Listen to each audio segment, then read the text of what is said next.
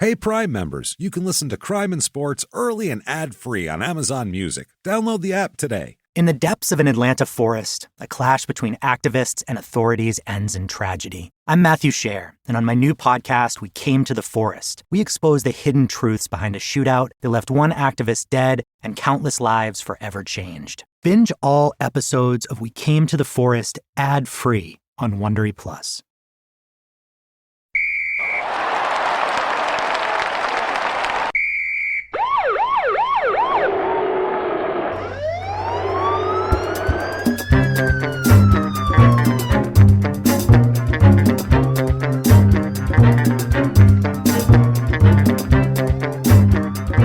Hello, everybody, and welcome back to Crime and Sports. Yay! Yay indeed, Jimmy, yay indeed. My name is James Petrogallo. I'm here with my co-host. I'm Jimmy Wissman. Thank you, folks, so much for joining us on episode 330 of Crime and Sports. And this is one that I have been saving.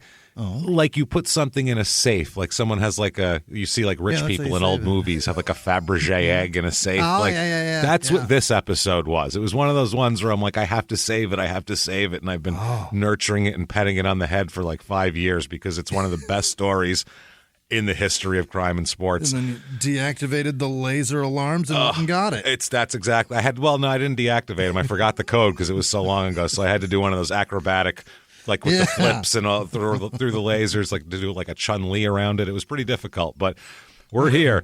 Before we get started, very quickly, just want to announce you definitely want to go to shutupandgivememurder.com, especially on November the 28th, because that is when tickets for the 2023 Small Town Murder Live tour goes on sale. Can't wait. We are so excited. I will read the dates off very quickly to you here at the top so you can get yourself ready, start making plans as people have started to do already, we've heard. So hell yeah. We're excited. Here we go. February the 10th, we're in Cleveland at the Agora. February the 11th, St. Louis at the Pageant. March 23rd and 24th, we're in Seattle, both nights at the Neptune. March 25th, we are at Revolution Hall in Portland. I'm not sure if there's one or two shows that night. I've been told both, so we'll see. Really? I'm not sure. When they go on sale, you'll see. Yeah. May 5th, we're in Detroit at the Masonic. May 6th in Pittsburgh, back at the Carnegie Music Hall there in Munn Hall, which is very nice. July 15th in San Diego, summer in San Diego, beautiful, at the Observatory. July 28th, Salt Lake City, coming to see you. And you come knocking on our door, we're come knocking on your door. Mormons, that's how it works. We're coming. Have you heard the bad news? Have you heard the news? There's murder afoot. We're coming. July.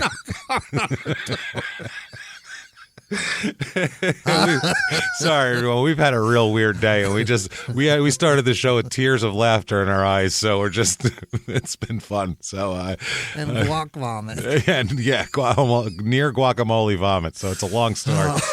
July 29th in Denver at the Newman Center. August 11th, Minneapolis. Summer in Minnesota is gorgeous. August 11th, Minneapolis at the Pantages. August 12th, Chicago at the Auditorium Theater. It's a huge. It's so beautiful. It looks amazing. Like Pavarotti should be singing here. We are going to stink it up with dick jokes and murder, everybody. Yeah. Come join us with that. That is going to be so much fun. It's huge, too, so get your tickets, please. September the 8th in Atlanta at the Tabernacle. September the 9th in Charlotte at the Night. That's part of the Queen City Comedy Festival, I think, there. October the 6th, we are in Philadelphia at the Fillmore. October the 7th, Washington, D.C. at the Howard. And also coming Boston, New York, Phoenix, Milwaukee, for sure. And there might be one or two more, but those four definitely coming. Sick. Adding to the list. They should be on there by November 28th, fingers crossed. So get your tickets right now to that, and we are jacked. Can't wait to come see you. We're finally finishing up the 2020 Make tour. goods. Yeah. So that's our last two shows are coming up. So we have that. Also, you definitely want to head over to Patreon. Patreon.com/CrimeInSports is where you get all of your bonus materials. And there's a link in the every show description, too. It makes it easy.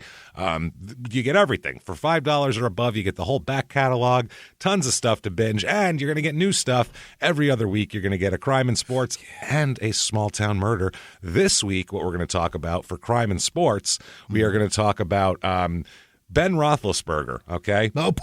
We're going to talk about all of the Ben Roethlisberger accusations over the years because there's a lot of them. And somehow, every time he won a Super Bowl, it would just like start over. They just shuffle those out and wait for new ones to come in. So we're talking about all the Ben Roethlisberger accusations over the years. And then the recklessness of his life.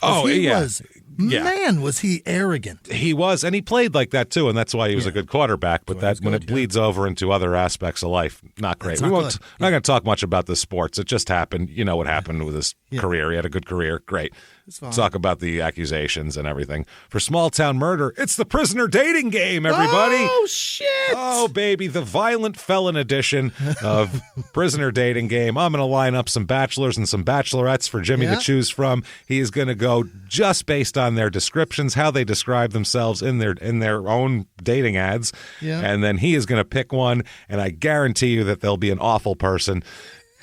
And then we'll find out what they look like. Probably 3 of the 4. And then finally, he gets to find out what the person did, who he's going to end up with. So it's going to be so much fun. We have the most fun with it every time. The prisoner dating game is back, everybody. Patreon.com/crime and sports. We can't wait.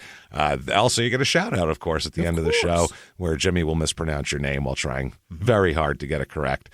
That said, let's get right to the show because we have a lot of show and we went long on the top there because we were having fun. But this is one of my favorite stories of all. Not favorite because it's a terrible story, but holy shit, is it funny and crazy. Here we go. Great. Reginald Hezekiah Harding. Reggie Harding? Reggie Harding is his name. You know, ever hear of Reggie Harding? Have I heard it? Is it maybe 76ers? No. Detroit. Bucks. No, he's a Detroit guy, ABA Played for a second, Pistons? played for the Pistons from Detroit. Really? Yeah, absolutely. Played for the Bulls for about 2 seconds. This is in the 60s. We're talking. For sure not. This is amazing, this story. This is just, it is crime and sports in a nutshell, this whole thing. Better than a time machine? It's wild. Well, he's born May 4th, 1942. So definitely in the time machine here. He's born in Detroit, raised in Detroit, plays in Detroit. Like I said, he's all Detroit, Reggie here. His real mother is 17 years old when she has him. Oh, no. And I say real mother because her family forced her to give him up for adoption because she wasn't married and she was 17. So her family said, you're not keeping this baby. So there was a couple in the neighborhood, the Hardings were this couple in the neighborhood, Hezekiah and Fanny Harding. Hezekiah. I guess Reggie's middle name is Hezariah, so they said it was made in heaven, I guess. I don't know. There we go. Oh, so his name was Hezekiah. His name was Hezariah. They hadn't even met each other. No, that was Hezariah and Hezekiah. Yeah. They lived in the neighborhood. Now, this couple knew Reggie's mother is from the neighborhood. So, and I guess they had adopted a bunch of unwanted children over the years. Kind of kids have came and gone from there. They were like a nice couple that helped unwanted kids around the neighborhood. So they've had all these kids come in and out of their home over the years, and they decide with Reggie to adopt him here as a brand new infant and just raise him as their son. And they Give do. him forever home. Yeah. That's it. They change his last name and they raise him. They don't tell him, by the way. We'll find out. He doesn't find out he's adopted till much later. Not good. They just, and his mom lives in the neighborhood, so he sees her and everything. Jesus and Christ. We'll talk about it. It's real interesting, his relationship with his real mom, with his adopted family. He's kind of a shy kid too. He's huge. He grows up to be 7 feet tall. So he's a 7 foot tall, 250, 260 pound mammoth of a giant man. I mean, he is huge. And from an early age, when his height becomes apparent, he really is coddled a lot because of his height and his ability to play basketball. In the 50s and 60s, for sure. Oh, yeah. There wasn't a lot of 7 foot tall athletic people back then. So they saw one and they were like, holy shit, here it is. So there's a guy named Bill Irvin who lives near his house. He's a neighborhood guy. And Bill Irvin said, I was on the porch one day and he came up and said, I'm Reginald. I live behind you. Just introduced himself. This is when he's like 10. He just comes up. I've seen you over the fence. he's there, whatever, next door neighbor. So he said that Reggie would come over and sit on Irvin's front steps and they would talk And he told Irvin that he wanted to be a basketball player and that he hoped that he could get out of the neighborhood and be a basketball player because he's pretty tall for his age, and everyone's telling him he should play basketball. So, he's like, I think I can, I want to try to do that. So this Bill Irvin would just kind of hang out and encourage him. Like, yeah, kid, you're great. Yeah, sure, you can do it. Just like a nice neighborhood guy. Didn't molest him or anything. Yeah. So, oh, that's nice. What a good guy. Anybody who sits around and is nice to a kid without any sexual ulterior motives, at this point, I'm like, what a great person. That's great. You didn't even fuck the kid. Perfect. And you were nice to him? Weird. Why is that? So rare. It's so embarrassing. Because it's so rare. Society. Yeah. People have motives when they do nice things for people. Mm-hmm. When they don't, and especially sexual ones. If you're not going to come ever, that's a nice... It's, you know, how often are people nice to people when there's no chance of coming? It's rare. It's rare. So he, when Reggie's 12 years old, he's already 6'2" at 12, which is a big, big kid. And he would be playing, he played in the playground and he played at rec centers where, kids are playing basketball, big games are going on. And he's playing against high school kids a lot of the times because he's as big as or bigger than these kids. So the fact also, he's got coordination. He never really goes through this. A lot of times when you grow very tall, the kids go through a goofy period where they don't have any coordination over their limbs, and then they have to figure it out over time. I've heard Shaq talk about that, where like he had a goofy period where he couldn't figure out what to do. Right up until like his fourth year in the league. Arms and legs. Oh, no, he was an athletic machine when he was in college and early pros. Fuck, dude, he ran like a deer. But his feet are so big. They are. They're huge. But Shaq, everybody now, like young people see Shaq sitting there, and he's like 400 pounds now in his big giant suit sitting at the TNT. Or they see, you see like you picture Shaq, you picture that big hulking Lakers Shaq and, kicking around other teams Shaq, Miami Heat Shaq. But you look at Orlando Shaq. Dude, LSU Shaq he's so skinny. He's skinny. Comparison. But like Orlando Shaq is like he's starting to bulk up, but he still runs the floor like a guard. Yeah. Like he runs the fast break. They're not waiting for him. Yeah. He's lead. Right. He's out in front. He's so athletic. It's amazing. And he's got hair. It's bizarre. And he's got hair. It's super weird. So he's got all this coordination, and he, starts to decide that maybe he can make it. He's talking to, Irvin about, you think I can make it? And but he acts like he's confident. Like a local reporter asked him if he thinks he can make it into big time college when he's a freshman in high school, and he said, "Is the sun going to shine?" And then he walked away. So serious. Got some confidence. Got a little bit of confidence there, but he was very shy. Though otherwise, like he would put the confidence on, he knew when to do it, but he was pretty shy around everybody. Though all the adults liked him in the neighborhood because he was like a nice kid. He was like a nice shy kid. He didn't like to play. He wouldn't play too much playground ball. He stuck to mainly the rec center because the kids were rougher in the playground. He was that less kind fundamentals. It's sloppier and more. Also, too, he was kind of afraid. It was the thing. He was afraid of. He was a shy kid, and out there's a lot of shit talking, and there's a lot of challenging of your manhood and stuff like that. And it's it's a little more. There's more to the game there, especially back then. It was a more violent game anyway back then. So the gym and rec center was dangerous enough. Yeah, that's what I'm saying. So one day when Irvin was the one who introduced him to basically the kids in the neighborhood and said, play with these kids too. Irvin was only 20 years old also, so he wasn't like an old man sitting there on his porch. He was a young guy, and, Reggie kind of thaught he was like an older brother type kind of, he wasn't much older than him. So when you're 10, 12, a 20-year-old's awesome. They're the coolest person ever. Because they're like twice as long as me. That's amazing. Yeah, but they still think farts are funny. They're an adult, but they still know what like music is cool. Yeah, but they have a car, but they're also a kid. Like it's like, wow, you're the coolest ever. You're the coolest big kid. Yeah, you're just a big kid. So, but Reggie was good at basketball immediately. He was immediately his coordination. He was great dribbling. He just he took to it very, very well. It was one of those deals. He took the ball with him wherever he went. He'd walk somewhere. He'd dribble the whole way. He slept with the ball in bed with him. He was that into it. really, really into that. He would have just constantly, everyone said you could hear a dribble and you knew it was Reggie coming down the street because that's all he ever did. What he would do, though, when he'd sit down to talk to someone, this is, he's like 15 years old. He's 6'6", 6'7", and he's sitting there holding the ball in his right hand, talking, and then he'll suck his thumb of his left hand. Suck his thumb. Did he start that? Like a fucking baby. No, he just never. Pacifier? He never stopped doing it from the time he was a baby. Yeah, they said he just never stopped sucking his thumb. He always sucked his thumb. He did it all of his life. Yeah. When he would.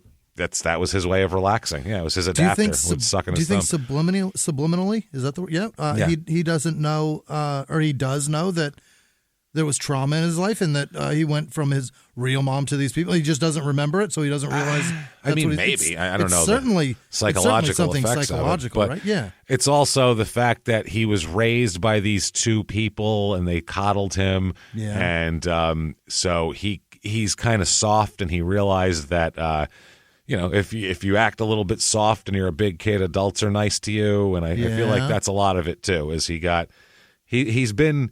You do what makes you successful as a being, as the old saying goes. So it's one of those things. Yeah. So if that's what made him successful, kind of being a little bit soft, that's kind of what he did.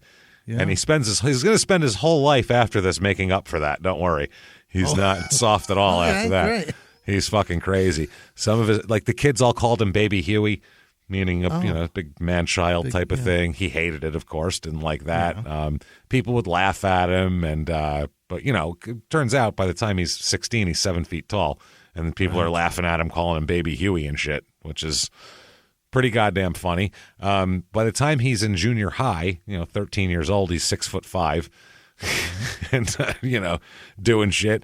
He basically, it got so boring for him to play in the playground and stuff because nobody could do anything to him. Yeah, he's too big. He's too big and skillful too. So it was he'd play and it was automatically his team would win 11-2, and that just wasn't fun anymore. So he hated it. By the time he's a freshman in high school, he is 6'10", and as a freshman, and immediately the star of this basketball team. Of course. Immediately. He's dominating the varsity team. So he has all the potential in the world. Yeah. A nice 6'10", 14-year-old kid. Thumb-sucking sweetheart. Getting ready to go to high school. Grace. That's grace for Reggie. That's grace. He's got a friend. 14 years old. He's a nice kid, and he's got potential. This is before it all starts to kind of fall apart. So his foster parents here, the Hardings, they start worrying at this point that he's hanging around with the wrong crowd. Yeah. They don't like that he's starting to, he runs around a little bit and, hey, he's supposed to be home for dinner. He's home an hour late. What's he doing out there? Yeah. So they arrange for him because school is one thing because he's got school to go to and then he's got basketball. He's got sports because he does track too and shit because he's huge. Yeah. I assume he could hurdle well. I would just step over him. So they decide, though, over the summer, that's when kids are going to get in trouble. He's going to be running the streets. They work, both of them. So he's like, no. We're sending you somewhere for the summer to keep you out of trouble. So they send him to Cadillac, Michigan to spend a summer picking cherries. They're sending him to a work farm. But to get paid, he gets paid. Okay. It's a summer job, essentially. They send him to the farm for a summer job because he can't get in trouble on a farm. And he lives on the farm He's going to live up there and just be up there for the summer. It's like a camp. Yeah. He is the only black person on the farm. Okay. So not only the only black person on the farm, I assume he's the only 7 foot tall person on the farm too. So that is the only one north of 6'4". You can't stand out anymore than being the only black guy who's 7 feet tall, hanging out picking the cherries with everybody else. It's just a weird thing. So he said, cherries. Oh, they're on trees. They're trees. You pick them, which is, I guess, your height is helpful at that point. Right for him. He's top shelf goes to Reggie. Reggie, top shelf. This guy's going to get bottom shelf. He told his friends also that people would make fun of him there because there's just a lot of people from everywhere. They'd make fun of his size. There was people making snide racial comments at him that he didn't appreciate. Yeah. But he said he was alone and he just kind of took it and went on with his business. But he wanted to go back to Detroit finally. He said, I don't want to do this anymore. I'm going back home. And he asked the farmer for his money. you owe me whatever week pay or whatever, and I'm taking it and I'm getting the fuck out of here. The farmer said, no, I'm not paying you because you're leaving. You got to finish out your work or I'm not paying you. Okay. So Reggie was like, well, fuck, I'm stuck here now. I want to go back to Detroit, which you can't withhold pay from people because you want them to finish. That's not okay. So Reggie waits till dark, waits till everybody goes to sleep. People sleep early on the farm, up and at 'em. That night, Reggie doesn't go to sleep, though. He steals the farmer's pickup truck and drives it to the nearest town. Well, that's illegal. This is, he's 17 here. He's 1979 or 1959. Drives it to the nearest town. He ends up giving himself up the next day, and, that's how that works. He ends up giving himself up. Doesn't know how the world works. So the plan is, I'm going to get out of here. Now what? You know what I mean? He doesn't know now what because he's a child. He just drives to the nearest place and pulls over. And then he ends up giving himself up because he's like, well, I don't know how to hide from the police at 17, being this giant person. So I guess I give up. I'll be the 7-foot guy sucking his thumb. At least he'll be off the farm, though. Yeah. So that's what he's doing. He ends up getting probation for the auto theft. That's his penance here. Bad. Probation. Yeah, he's 17. Yeah. He is, he's also a promising athlete, and or not 17. He's like 15 at this point. So, he's 17, but it's whatever. Here we go. Okay. It was 58, and then 59 was the court. So he was 16. Yeah, 16, right. So in 59, he's going to court here. He's put on probation. He's going to Detroit's Eastern High School at this point, and he's placed on probation for 1 year and ordered to continue his schoolwork also. You have to keep doing your schoolwork, and you have to stay out of trouble. A friend of his, too, Claiborne Williams, was found guilty of car theft as well. I guess he went and picked up Williams and then went to some other town because Williams wasn't. He was somewhere else too. So he also got a year's probation and was told to get a job. Okay. His friend Williams was 18, so they said, you get a fucking job. Your friend here's a basketball player. He's fine, but you, no.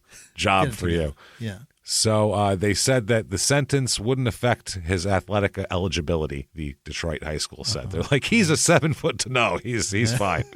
He's good, really. He'll be all right. Let us know if he kills a guy, and then we'll talk about it. So but that's all we'll do. That's all. We'll talk about it. Probably favorably to him, but they'll be talking. So he meets a young lady here in high school. Yeah. Meets a young lady named Nadine. Yeah. Hello, Nadine. So meets her, and he's a star from the second he gets into high school. And Nadine's brother told her about Reggie because she didn't know anything about him. And her brother said, that huge dude that plays basketball. Okay. You don't know who he is. And he told his sister that, the guy hangs out at the ice skating rink. And you should see him. This guy's huge. Not saying I want you to meet him, just saying there's this huge guy who plays basketball. He's 7 feet fucking tall. You got to see him. It's crazy. You're going to lose your mind. Like a circus show. Right. So he goes, he hangs out at the ice skating rink. You got to go down there sometime and see him. He's crazy. So Nadine in 1958, in February of 58, she went to the ice skating rink to get a look at Reggie, she said. Yeah. This is her quote. Quote, a lot of kids went down there just to get a look at him, just to get a close look at him. What a weird thing to say. What? What is he, a fucking albino tiger? What are we doing? The guy from Big Fish. Wow, that's so weird that the people would just to look at you because you're 7 feet tall, and that's not normal. So it's either that or the opposite. You're so tiny that people want to see you. Yeah, you got to see this guy. He's like 4'3". It's hilarious. I think this guy's got the best way of being looked at so far. Yeah, but they're still, I don't know. I wouldn't want to be standing there knowing that.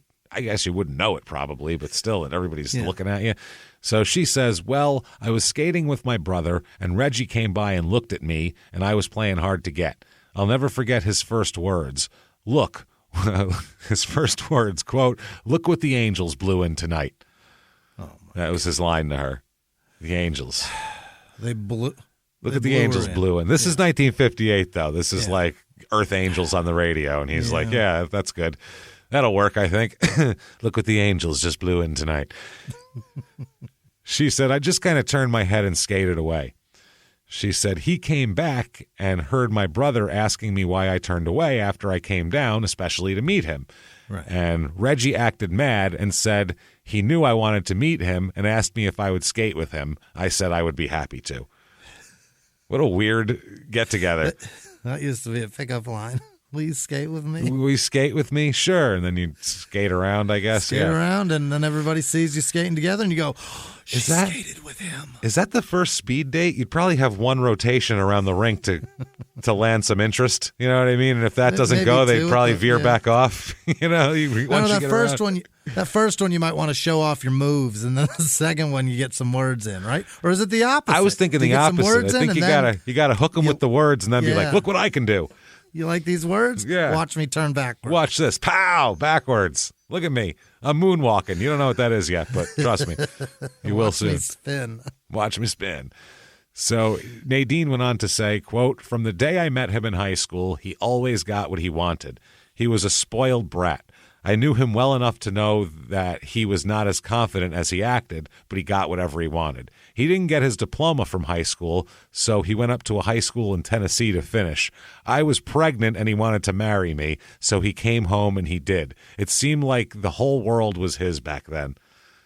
He got her pregnant, left to Tennessee to finish high school because he failed here. Yeah, he didn't graduate, so he ended up graduating at like an academy in Tennessee, some basketball factory. Yeah. I'm sure that he played a few games. And how do you do that and have any kind of confidence that everything's going to be okay?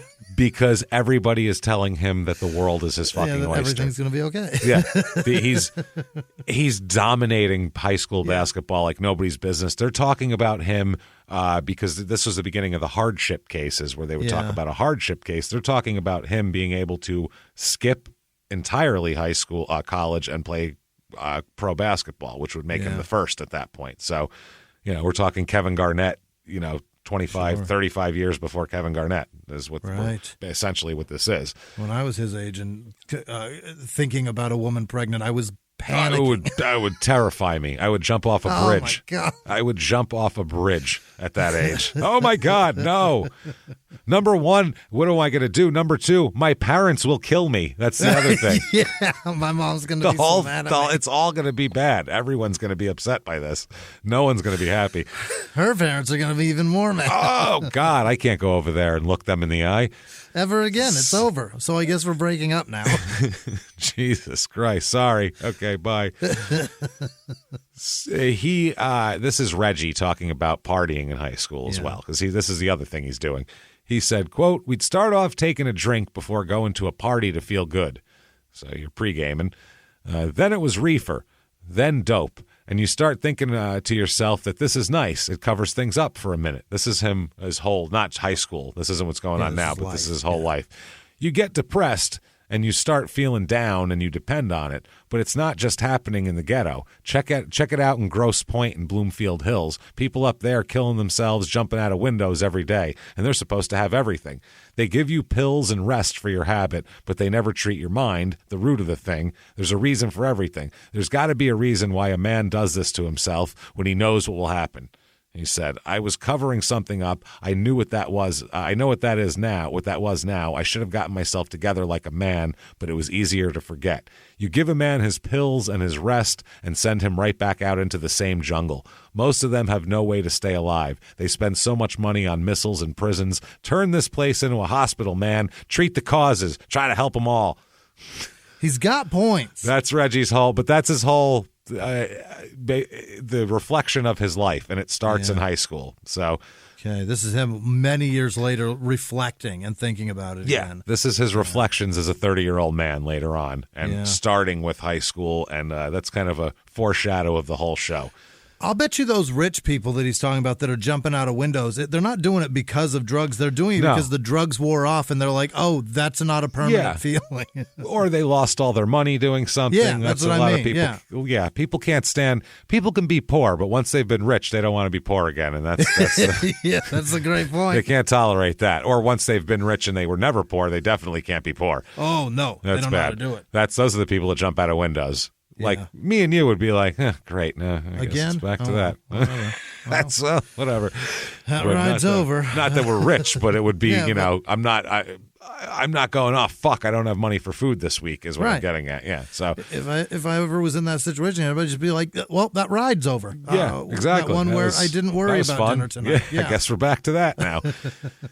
So 1960, I found, February 27th, 1960, Reggie Harding has 28 points and leads Eastern High School to its second straight city basketball championship.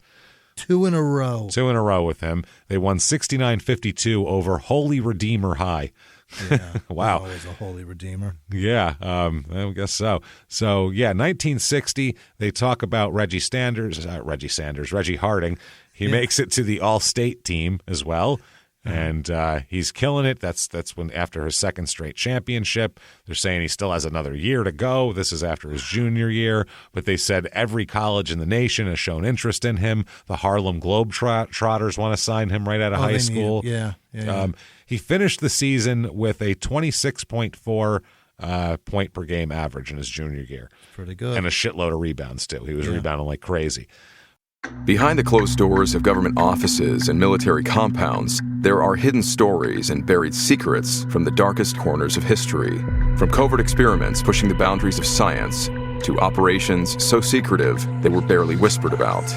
Each week, on Redacted, Declassified Mysteries, we pull back the curtain on these hidden histories. 100% true and verifiable stories that expose the shadowy underbelly of power. Consider Operation Paperclip, where former Nazi scientists were brought to America after World War II, not as prisoners, but as assets to advance U.S. intelligence during the Cold War. These aren't just old conspiracy theories. They're thoroughly investigated accounts that reveal the uncomfortable truths still shaping our world today. The stories are real. The secrets are shocking. Follow Redacted, Declassified Mysteries on the Wondery app or wherever you get your podcasts. You can listen to Redacted early and ad-free right now on Wondery Plus. Have you ever gotten a message out of the blue? Maybe you ignore them. Or maybe you end up in conversation. Maybe they tell you about an amazing offer. I can really show you how to make some money. And maybe that gets you into a lot of trouble. But this isn't a story about people like you, the people receiving these messages. This is a story about the people behind the messages, on the other end of the line. Thousands of them, working in a microcity built for scammers. From Wondery, the makers of Dr. Death and Kill List, comes Scam Factory, a new series about survival at the expense of others. Follow Scam Factory on the Wondery app or wherever you get your podcasts. You can listen to Scam Factory early and ad-free right now by joining Wondery Plus in the Wondery app or on Apple Podcasts. May 1960. This is, by the way, a big fluff piece in the Detroit Tribune in March of 1960 about what a great player he is. May of 1960, he is arrested at school. At school. He is at a track meet. He is running in a track meet when the police literally come take him off the track as he's running. Unbelievable. Harding in first place. Wait, no, he's dropping back to second. Oop, everybody passed him. Oh, Harding going in the wrong direction, and he's being dragged off by 10. He's being handcuffed. Okay, well, I think Harding's out of this race, everybody. Let's just say that.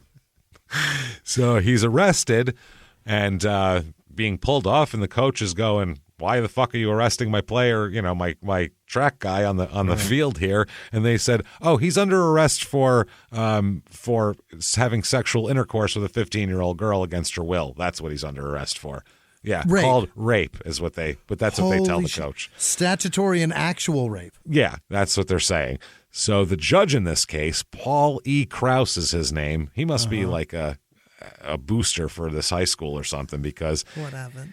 He frees Harding on a $1,000 bond, which is a lot back then. Yeah. That's plenty of money. The girl testifies in the case here right up front that she had sexual relations with Harding on March 3rd at the home of a friend of Harding. And now Harding's, by the way, on probation for car theft at this point, too. He denied the charges, so the judge gives him a $1,000 bail. He Jesus Christ, this is fucking ridiculous. So he's let out on bail. And the girl told police she went to a guy named Cadillac Willie Wilkerson's house.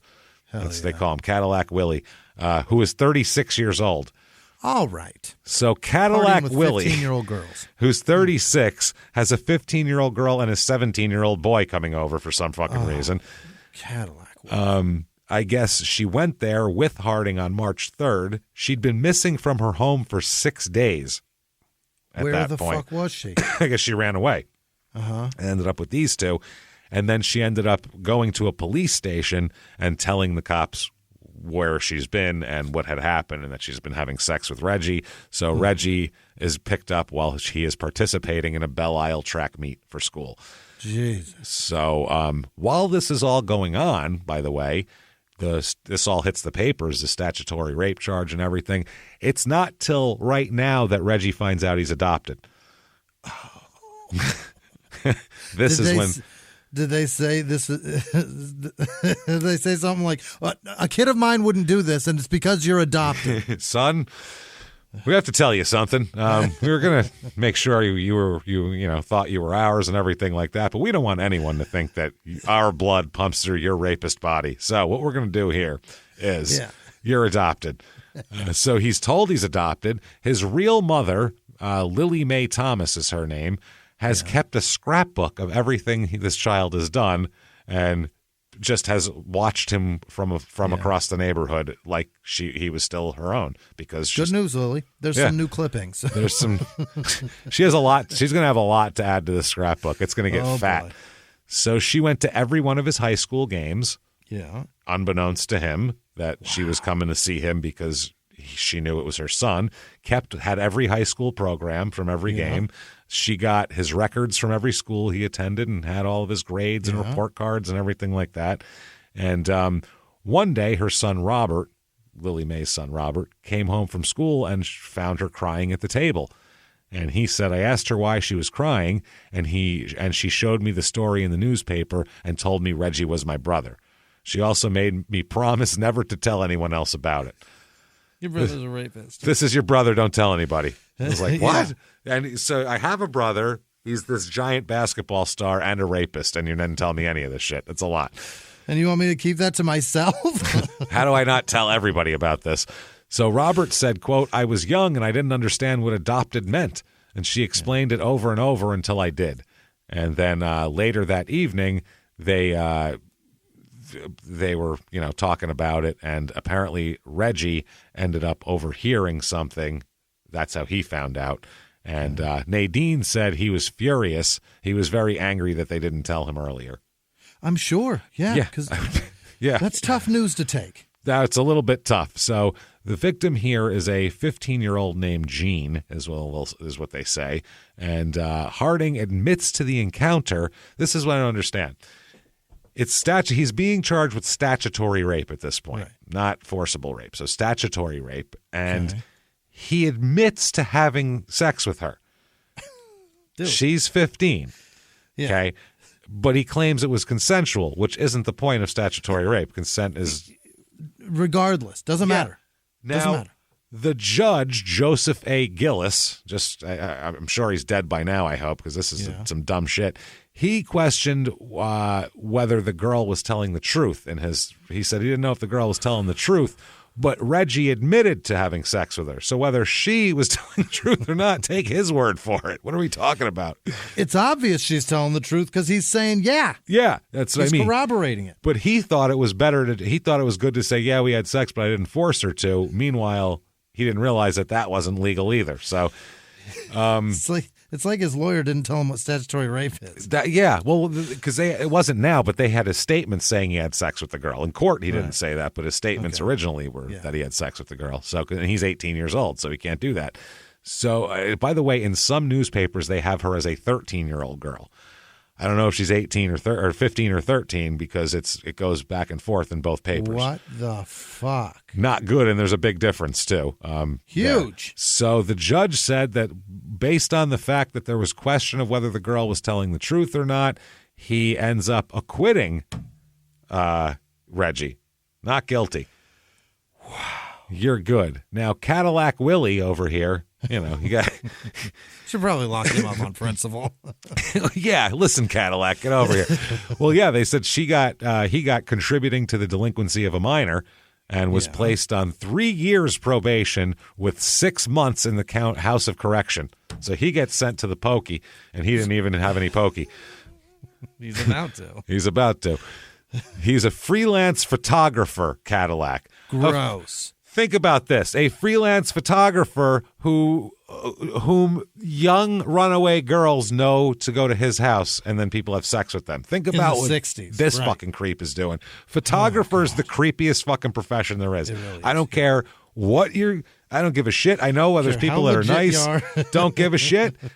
Every single serial killer had fucking camera equipment, and half of their victims were lured in with taking pictures. That is, I'm sorry. That's on, you picked a profession that is a lurer for creeps, pedophiles, and weirdos. I understand if you're not, but it's a broad brush, I understand, to paint it with, but maybe the broadest. It's a soiled fucking, it's a soiled profession is what I'm getting at. It's certainly sullied, yeah. It's soiled with its own semen. May not be your fault. No, it's not your fault, but you're in it. You're in it. You better fix it. It's not good. It's on you. So the same year, a couple months later, do you know who Florence Ballard is? Flo Ballard. No. You ever heard of her? She's in the Supremes. She is in the Rock and Roll Hall of Fame. Did he rape her too? Well, we'll talk about it. Oh no! Her name is Florence Glenda Chapman. In reality, here she was 17 in 1960. And she just started out in her recording career. In 58, she was a junior high student living in the Brewster Douglas housing projects in Detroit. That's where she met Mary Wilson, who she became friends with, another future Supreme. And she ended up going to Northeastern High School, where they found another girl from around the neighborhood named Diana Ross. Wow. That they all hooked up and formed a singing group together. Can you imagine knowing her before she's fucking Diana Ross? Fucking Ross. Well, at that point, she wasn't even Diana. She was Diane Ross. That's what she went by back then. But then they made it Diana because it sounded better. So they named themselves the Primettes. Okay. The Primettes. That's all these groups in the late 50s had these weird names. So they performed at talent shows and school parties and all this type of shit. 1960, they got an audition for Motown Records for Berry Gordy, and he said the girls were a little too young and a little too green at the time. And don't worry, he'll rob them blind plenty later on. Don't worry, he'll pay a mortgage with that. That's fine. A mortgage? Christ, the Supremes? He'll pay for fucking several mortgages. They made a shitload of money. Yeah. You know how many fucking albums they sold, the Supremes? Oh, God. Holy Jesus shit. Christ. It's insane. He said they're a little too young, and he said, come back next year when you graduate high school. Come back, and when you're a little more seasoned, keep working. So Flo dropped out of high school. The other ones graduated. Okay. In the summer of 1960, this is just a few weeks after the Berry Gordy told him to go get a little more seasoning. She went to a sock hop, not to perform, just to hang out. Yeah. There's still sock hop times happening here. This is bobby skirts and shit, or whatever, the hoop skirts and bobby socks and weird shit like that. So little poodles on them. She went to it was at Detroit's Greystone Ballroom, and she went with her brother Billy. But in the midst, it was really crowded, and they ended up losing each other, like in a nightclub. They couldn't find each other. Somebody went over there. Someone went to the bathroom. Somebody moved. So got in his eyes. Yeah, like the light was in my eyes. I couldn't see it. So she can't find Billy anymore. So she decides to walk home and get out of there. So she takes off and starts walking home, and it's late at night. Yeah, it's dark. It's not the greatest of neighborhoods she's walking through. So a young man who she recognized from the newspapers pulls over in his car and asks her if she'd like a ride. It's Reggie Harding. Yeah. So she's like, holy shit, you're the basketball guy that I always see. Like, holy crap, yeah. Yeah. So at that point, because your head's out of the sunroof. I can tell because your head is leaned out of the window and is still above the car as you drove down the street. So he offers her a ride, and since she recognized him, she accepted it because you see a guy in the newspaper all the time, especially back then. You didn't see many people that he was a famous person, sure. And also knew he was a high school basketball player, so they're the same age. So that's Reggie Harding. Rather than driving her home, though, Reggie drove her north of Detroit to an empty parking lot where he raped her at knife point. What? According to Flo. Yeah. With a weapon? Yes, at knife point. That's scary. Terrifying. He picked a young woman up off the street, drove her to a location, raped her at knife point. You know what the progression is to that. Yeah. She tells, and the next time he goes, well, you can't let him tell. That's how it works. If that's they why don't breathe, they can't talk. Right. That's it. So that's scary. So for the next several weeks, she didn't tell anybody right away. But for the next several weeks, she just didn't go outside, didn't do anything. She just secluded herself in her room and wouldn't talk to her friends, wouldn't talk to her family. She even hid from the other Supremes. Really? Diana Ross is trying to get a hold of you, and she's like, no thanks. Sorry, Diane. Sorry, Diane. So they were sympathetic that she was sad about something, but they didn't understand what was up with this. They said that she was always, this is what Wilson described her as, quote, generally happy if somewhat mischievous and sassy teenager. And then she said now she was sullen and withdrawn. She'd rage suddenly. She'd start arguments with her friends for no reason. And they said once she told about it and everything, they said that she never mentioned it again for the rest of her life. She wouldn't talk about it. She just swallowed it down and forgot about it. That was it, yeah. So he ends up not getting anything for that also because she doesn't want to talk about it, so they have no case really, so that falls apart. What the hell, man? They were actually, because there was a lot of other cases at the time, they still think that it's possible that Reggie was a serial rapist back then, that he was going around raping lots of women in this fashion. They were suspecting him of that. That was basic, but they couldn't prove anything. Yeah. So that was how it went. Allegedly, that's what he was. Allegedly, that's what he was. So he's already like a phantom, like a 7-foot-tall phantom coming out of high school with a very strange psychology. A phantom that you see coming and going. You know what I mean? Like, yeah. Why would, if you're that recognizable, why would you do anything that would, unless you just know you're going to get away with it or assume that you will. And you don't have to do all that too. All the girls like you. That's what I mean. This is not about I want women and they don't like me. This is about something else. This is this is a power psychological. Girls will be around you. I don't know if it's willingly, at least if you want. Yeah. Like there's plenty of dudes that are just always out for sex. Do you know what I mean? Yeah. You know those guys. Everybody knows that guy. But like we all know that guy. The vast majority of them are not raping. No, I would hope Why would not. you do that? But I don't know if it's something about the adoption thing made him snap and be like, "Fuck these young women," Fuck or everybody. I don't know what it is, but He's certainly something mad at women. Yeah. psychological in there. So he finishes up his high school at the Nashville Christian Institute, is where he goes, which is a prep school, which is basically a church prep school, is what it is. It ceased operation after.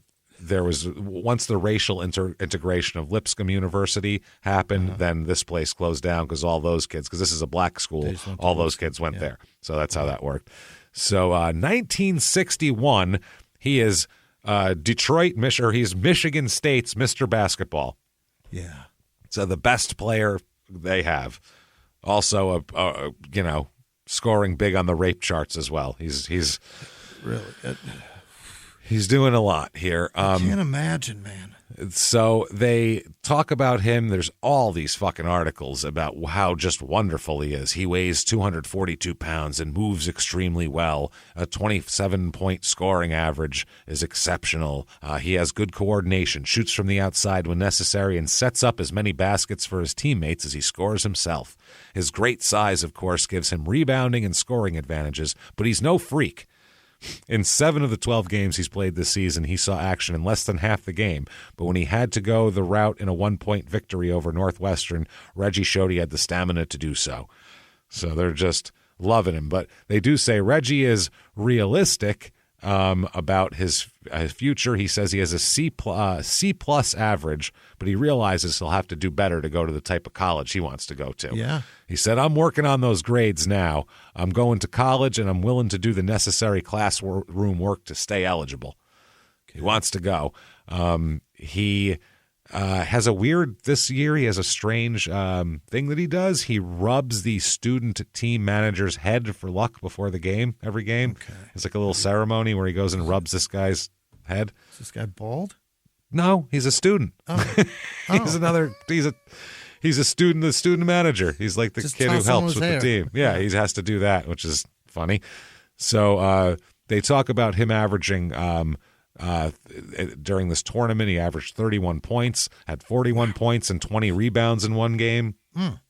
Also a good defensive player, and he shot over 60% in their last 15 games of the year, which is really It's good. absurd, yeah. It's 90 Shaq numbers. It's pretty good. So he's doing so well that everybody is so excited with him, except that then he gets arrested again is the other problem. Breaking and entering a recreation building. Okay. He also gets arrested for felonious assault as well coming up here. Yeah. So that's not great. Felonious assault after a bouncer in a Detroit bar accused him of drawing a gun on him, and Reggie said it's a cigarette lighter that looks like a gun. So that's how that works. We'll talk about how that plays out in court because it's fucking hilarious. These judges have to be fans of basketball or something. I'm sure there was a lot more corruption when it comes to shit like that back then. A little like wink and a nod, like, come on, man, be nice to the kid here. So Switch the evidence out and put a lighter in there or something because it's going to be in court, right? it's later, yeah. So anyway, it doesn't matter because he leads Eastern to 3 straight city championships. He's chosen the best high school center in the nation by several sports magazines. He is huge. I mean, people anywhere he goes in Detroit, people just stop him and go, "You're Reggie Harding." I mean, he's a celebrity around already. This is from the newspaper. Quote, "He was the king of the basketball court and the king of the school and the king of the streets of the Lower East Side."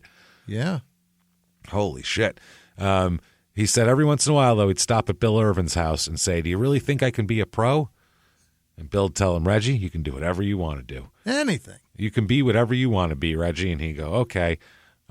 So there's that. So senior year, he averaged 31 points and 20 rebounds a game, which is insane. 20 rebounds. 20 rebounds. The 1962 NBA draft comes along here. Yeah. All right. Just to give you some notes on 1962 NBA, the Chicago Packers, as in the Meat Packers, finished the previous season and were renamed the Chicago Zephyrs. And then they'll fix that and be called the Bulls later on. So in the 60s. We are 2 names ago. 2 names ago with imagine Michael Jordan with a Packers jersey on. The Chicago Zephyr. The Zephyrs. The Philadelphia Warriors relocated to San Francisco and became the San Francisco Warriors prior to this season. The draft consisted of 16 rounds here. So here we go. Number 1 draft pick, 1962 NBA draft. Jimmy. Good Lord. What the fuck? Paul Westphal. Dave DeBusschere. Who the fuck? Dave DeBusschere's he's a real famous guy. Big Really? Detroit. Yeah, big Detroit player. He was also a player coach there and everything else. A lot of Hall of Fame names here. Jerry Lucas, number 2. Jesus. Bill McGill. I don't know who the fuck he is. He only played 3 years. That's why. Paul Hogue. Zelmo Beatty, who's a really interesting guy. Zelmo Beatty's a big man who ended up playing in the ABA and was a real big force in the ABA. Was one of the first, he was the most famous NBA guy to jump to the ABA at first. Oh. So he became Zelmo went to the ABA. Can't be that bad type of thing here. Wayne Hightower, the Royalists, John Havlicek. There we go. He's number 9 overall. 4th round. By the way, there's only 9 fucking picks per round. There's only 9 teams at this point. So It's a joke. the 4th round starts with pick 28. You know what I mean? How can you even generate interest with 9 fucking teams? That's it. Well, it's really concentrated in the areas they thought it would work.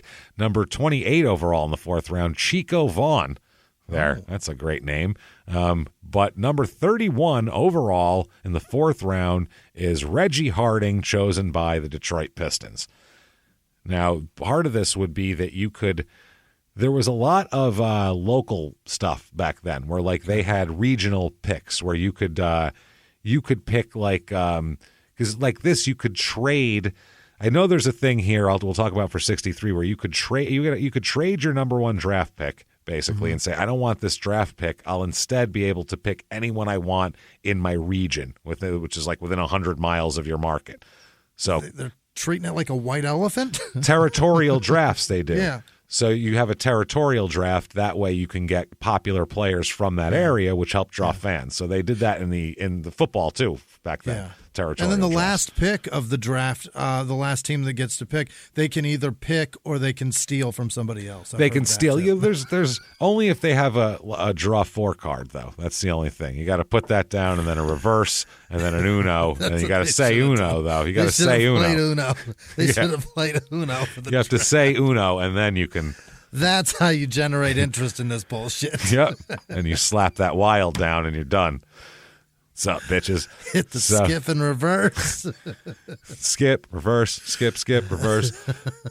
So he's drafted by them, but there's a weird rule, okay? This is the strange part. There's a weird rule that you can't play. It's kind of like football. NFL has where you can't play until you're 3 years out of college. And I think the NBA has a year out of whatever now, a year out of high school you can't play. This was or NFL is you have to be at least 3 years out of high school, I think is the rule. They had a thing where you had to be a year out of high school in the NBA was the rule at this point.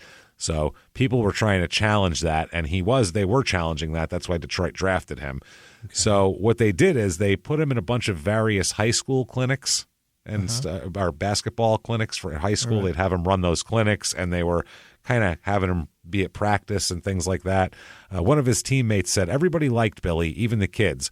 I remember one clinic up north. This 6-year-old white girl followed him around everywhere he went. He talked to her and joked with her, and she just loved it. At the end of the day, she hung on to his legs when he was supposed to go, and she wouldn't let go. Reggie finally got away, and the girl told him she was going to tell her father that she wanted to marry Reggie. He shot back, honey, would I like to be there to see his face when you do that? And smiled and walked away because she had no idea what that meant. But he was you do not want to be there. That would be hilarious. Take a picture because I'm going to be 100 miles away, and you can send me that picture because I don't want to be there. He certainly would love to see that face, though, I bet. So they end up farming him out to these other teams to keep him in condition until his contract could be resubmitted to the league. They keep having to challenge the league on this. So he joins a barnstorming team and all this shit. He's bitter, though. He's pissed off. He thinks they're stopping him from making money. Well, that, and he says that they're only doing this, the league's only doing this because of what they've read in the papers. And he feels like he's been wronged and he's pissed off and all of this. And he says he has responsibilities. He's got a wife. He's got a kid on the way. And he knows how to play in the NBA. He has to play there, and he wants to be able to prove himself, damn it. So at the start of the 61 season, 62 season, he also plays a little bit with the Harlem Globetrotters that year. He does. He does, absolutely. Plays a few games with them. Wilt Chamberlain played a little with them in 61 as well.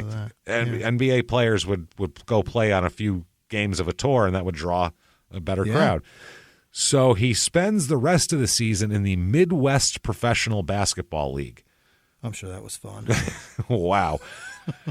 It had 6 teams, that league. They had the Battle Creek Warriors, the Dayton Little Mickeys, the East Chicago Bombers, the Gary Whips, the Terre Haute All-Stars, and the Toledo Twisters. Okay. Jesus Christ. This is character building shit right here. I would say so. The Holland Oilers this year, they were a team in this particular season. Holland Oilers or some shit? Oh, that was 63-64. Yeah, they won the championship that year. It's ridiculous, though. They ended up having more teams come in. The Gary Steelers, the Grand Rapids Tackers. The fuck does that mean? People that build fucking... What do they do? Isn't horse and tackle or something like that? Or something about probably. Something to do with... Tack and saddle? Fucking horses or something. The saddle shit. The Allentown Jets were also there. That's about that. Oh, and the Toledo Tartans. I like the Twisters better. Yeah. So 1963 draft. The rule in the NBA at that point was if a player left college early, he would not be eligible for selection until his class graduated. So he could leave early, but let's say you left as a sophomore, you'd have to wait 2 years till your class graduated. This is what they were challenging at that point and trying to get the deal here. So the rule is before the draft, a team could forfeit its first-round pick and then select any player from within a 50-mile radius of their home arena as their territorial pick. Okay. So this is the year the Chicago Zephyrs relocate to Baltimore and become the Baltimore Bullets, who would later be the Washington Bullets and later be the Washington Wizards. The Syracuse Nationals were also still a team at this point, but then they participated in this draft and then moved to Philadelphia and became the 76ers after they did that. So that's the whole deal. And then Chicago would get the Bulls as an expansion team, I believe. Nobody tweet me if that's incorrect. There's nothing more annoying, by the way, that when we say something off the cuff in a 3.5-hour show full of facts, and they're like, you got that one thing wrong that you talked about. The amount of people that made sure to tell me that the David Tyree catch happened in 2011 and not 2007. 2008? Is fucking seasons, 2011 season, 2007 season, is fucking staggering, considering that they're 4 years apart and we're basically the exact same game. Right. Exact same. They had almost the same score, exact same. You can't. Right down to the end. They're interchangeable, those two fucking games, and the same result. So who fucking cares? Who would pick their phone up and tweet that? Who gives a shit? I mean, they were the exact same games, for Christ's sake. Fuck, you could watch one and be watching the other and go, why are we watching this game again? It's the same fucking game. Christ almighty. So either way, doesn't matter. He's up for this draft as well. For some reason, Detroit drafts him again this year, even though they had him, which doesn't make sense. I guess Did the rights league expire or something? Well, I guess the rights expired after a year, and the league wouldn't let them have him for a year, so they needed to draft him again. 1963 NBA draft. Jimmy, number one pick. Mr. Harding. Tom Thacker. What? Yeah, he played at Cincinnati and played 4 years in the league. He's Cincinnati. Cincinnati. He's from the college. The college, and he's drafted by the Cincinnati Royals as well. Is that right? Oscar Robertson plays. Yeah. Then the Knicks pick Art Heyman from Duke, who played 3 years in the league, and then finally Rod Thorne is picked third. You might recognize him from being the head of the Union. Rod Thorne for a long time was head of. That guy. Yeah, Rod Thorne. Nate Thurmond after that, who played for 15 years. He was pretty goddamn good. Roger Strickland, I'm sure Rod's dad. I don't know. Probably. He's there. And then finally, round two, who's picked? Anybody good? Oh, Mel Gibson's picked in the second round. Is that right? Yeah, he is. Number 17, the Lakers picked Mel Gibson. So, really? yeah. Playing in that town. It's wild, right? He's just screaming anti-Semitic saying really things on the awful field. things all over town. Absolutely. So round 6, the Detroit Pistons select Reggie Harding. Round 6 is still pick 49, by the way. That's crazy. Which is the mid-round 2 these days. Right. So he's picked by Detroit again, which sounds good. He's going to play for his home team. June 11th, 1963, a son is born. Jimmy. Hey. A son is born. Reggie Jr. You can't. Reggie Jr. You Why know it's Reggie Jr. You know it's Reggie Jr. And by the way, the most junior that's ever juniored, we're going to talk about later on. It's wild. You're adopted. You can't junior it, right? Reggie Harding Jr. That's right. it. So it's wild. So he begged his mother. He was trying to find out who his father was at one point here. Walk down the street, find the 7'2" guy in town. Who's the tallest guy in our neighborhood? It's probably him. If mom's not 6'5", probably find the tallest guy in the neighborhood, and I bet it's him. So he begged his mom to tell him, but she would never tell him who his father was. By the way, Reggie Jr. will be 6'8" when he grows up, too, so he'll be a big fucking guy, too. Christ, it's in the genes. Yeah. Bill Irvin said of Reggie, though, at this point, quote, he got grown up too quick. He got signed by the Pistons, and he got married and had a child right out of high school. He missed having fun and being free. He missed that, and he did all that later. Yep. now he's going to do it. July 1963, he's got a court date, of course. As you know how that works. On what charges? Felonious assault, this one's for. Okay. Was released on a $300 bond. He was charged in connection with an argument. This is at the bar. It was at the 20 Grand Bar at 5020 14th Street, and he was placed on probation for the car theft, and he was acquitted of statutory rape, and now he is now he's got this problem. Yeah. And so that's still hanging over his head. He trains a lot. There's a guy here who, Dr. W.M. Hardy, a Waynesville chiropractor who also claims to be an expert at recognizing and developing basketball talent. Oh. So he's like a coach here, this guy. This is in the, Asheville Citizen is the name, but it's all over the country, this article. Yeah. So he says when Reggie came down here, he had nothing but a right-handed hook shot. When he left, he could shoot every shot in the book. He's bragging about he's fixed Reggie Harding. He spent February of 1963. Harding spent in Nashville. And Dr. Hardy taught him the tricks of shooting with accuracy so he could play in the NBA. He said that he's very excited. He said, Reggie apparently has made it into the NBA. I'm glad this has happened, and I'm glad to see him get a break and have a possible superstar as he had repeatedly suffered immense losses. So there you go. In the 1980s, a rosé swept the country. Hey, Mike, I really like this White Zinfandel. Well, good. Now put it down. We're going to try another one. White Zin became America's top-selling wine. But most don't know that this sweet drink has a sour history. What began in 1986 with counterfeit bottles. A big fraud, a multi-million-dollar fraud. Sent investigators chasing one of the most powerful families in the business, the Licciardis. But the closer the feds got to them, the more dangerous things became. It's a story of deceit. At the time, I was paranoid. Threats. You touch my kids, I will kill you. And murder. With a .22 caliber bullet to the head. What started with a scheme to mislabel wine spilled into a blood-soaked battle for succession. Welcome to Bloodvines. You can binge listen to Bloodvines exclusively and ad-free on Wondery Plus. Join Wondery Plus in the Wondery app, Apple Podcasts, or Spotify. He was hip-hop's biggest mogul, the man who redefined fame, fortune, and the music industry. The first male rapper to be honored on the Hollywood Walk of Fame, Sean Diddy Combs. Diddy built an empire and lived a life most people only dream about. Everybody know ain't no party like a Diddy party, so. Yeah, that's what's up. But just as quickly as his empire rose, it came crashing down.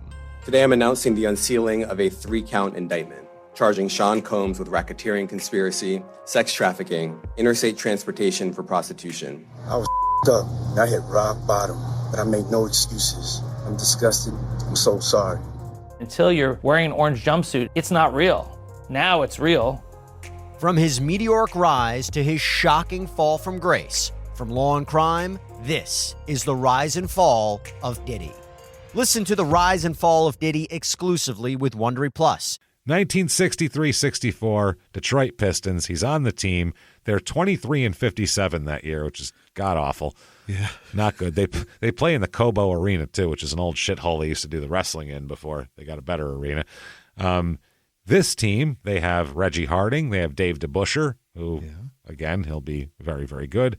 They have Kevin Lawfery, who will be a coach later on for a million different teams. Lawfery, however you fucking say it. I think that's about it that you might. Larry Staverman is a coach later on. I don't know if you may recognize that name. Nope. And Bob Ferry, who I believe is Danny Ferry's father. Probably. Is on that team. So, and I'm not kidding about that. I really think that is his father. I believe that, yeah. So he's on this team, and they let him play. By the way, the beginning of the season, they still wouldn't let him play. He isn't allowed to play until January. Detroit is still fighting with the league to get him to be able to play because the league says he can't play for 2.5 more years when his college class graduates. That's when he can play. College class. Which would be 2.5 more years, which is just stupid. Hope you don't pick doctorate as your fucking major because you got to wait so long to play. This is just dumb because, I mean, what are we talking about? We want basketball talent that could be playing in the league. You want them going and playing in the Midwest Basketball League because we have a rule. If the guy can play here, finishes their fucking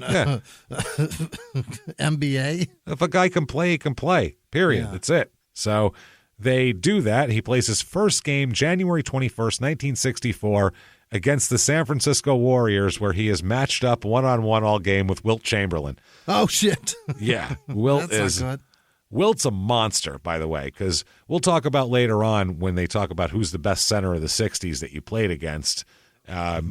He'll say, Reggie Harding they'll say, was it Bill Russell? And he goes, I could throw Bill Russell around. I could push him around. He goes, no, physically I could dominate Bill Russell. So no, he goes, Wilt, you couldn't move him. He could dominate Bill Russell? Physically, yeah. He was a bigger guy than Bill Russell. Bill Russell's not a 7-footer, and he's not a very large guy. No, That's not a 7-foot guy? I think he's 6'9", Bill Russell, actually. 6'9", 6'10". He's an undersized center. But in the 60s, that was fine unless nobody was over 7 foot for a while besides Wilt Chamberlain. Wilt Chamberlain was built differently.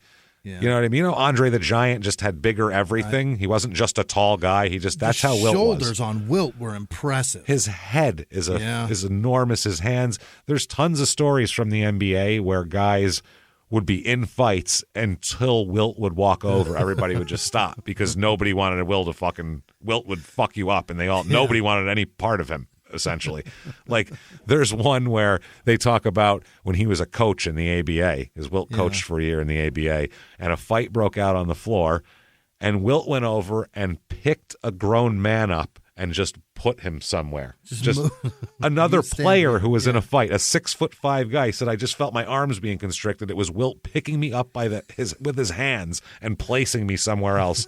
And he said, I felt helpless, like I couldn't do anything to stop it. He was just like a baby with their dad picking them up. That's but how Bill Wilt Russell was athletic as fuck, man. Athletic and a great player. But back then, if you could physically beat somebody up, you could work them because there was a lot of that was allowed on the inside, especially on the inside. So there wasn't a lot of guys who could physically muscle Bill Russell around. Yeah. But this was one guy who could. It was rare. Not saying that he would have great games against him and Bill Russell didn't do shit. I'm just saying that according to him. He couldn't Wilt was a guy. Wilt, right? Yeah, you try to push him, and he just didn't go anywhere. He was just one of those guys. So he entered his first game with 6 minutes and 44 seconds left in the second period, with Detroit down 32-31. And within seconds, he got a basket, and then he ended up with 7 more points and 5 rebounds. So he had 9 points and 5 rebounds, and the Pistons were up 49-44 at halftime. And he was good. Rest of the season, we'll talk about. He only plays in, I think, 39 games, but they say that he was completely living up to expectations and, all that sort of thing on the court. But off the court, the newspapers still talked about him a lot. One paper tagged him, quote, the tall bad man of the courts who spends as much time before a judge as playing basketball. Oh, shit. That hurts. By the end of the season, he had fucked up so much in Detroit, not showing up for things and blowing stuff off. He made $15,000. That was his salary that year. Yeah.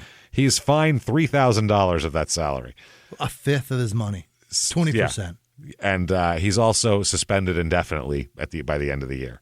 Oh, shit. So that's how much it is. Nadine said, too, quote, Reggie was funny about his size. I remember sometimes we would be walking out of Pistons games and kids would ask him, hey, man, are you 7 feet tall, man? Are you Reggie Harding? And he would say, no, I'm 6'5". I've never heard of Reggie Harding. Who's that? And they'd be like, huh? She said we would be out shopping or out and people would come up to him all the time and ask him if he was 7 feet tall and he would be nasty to them.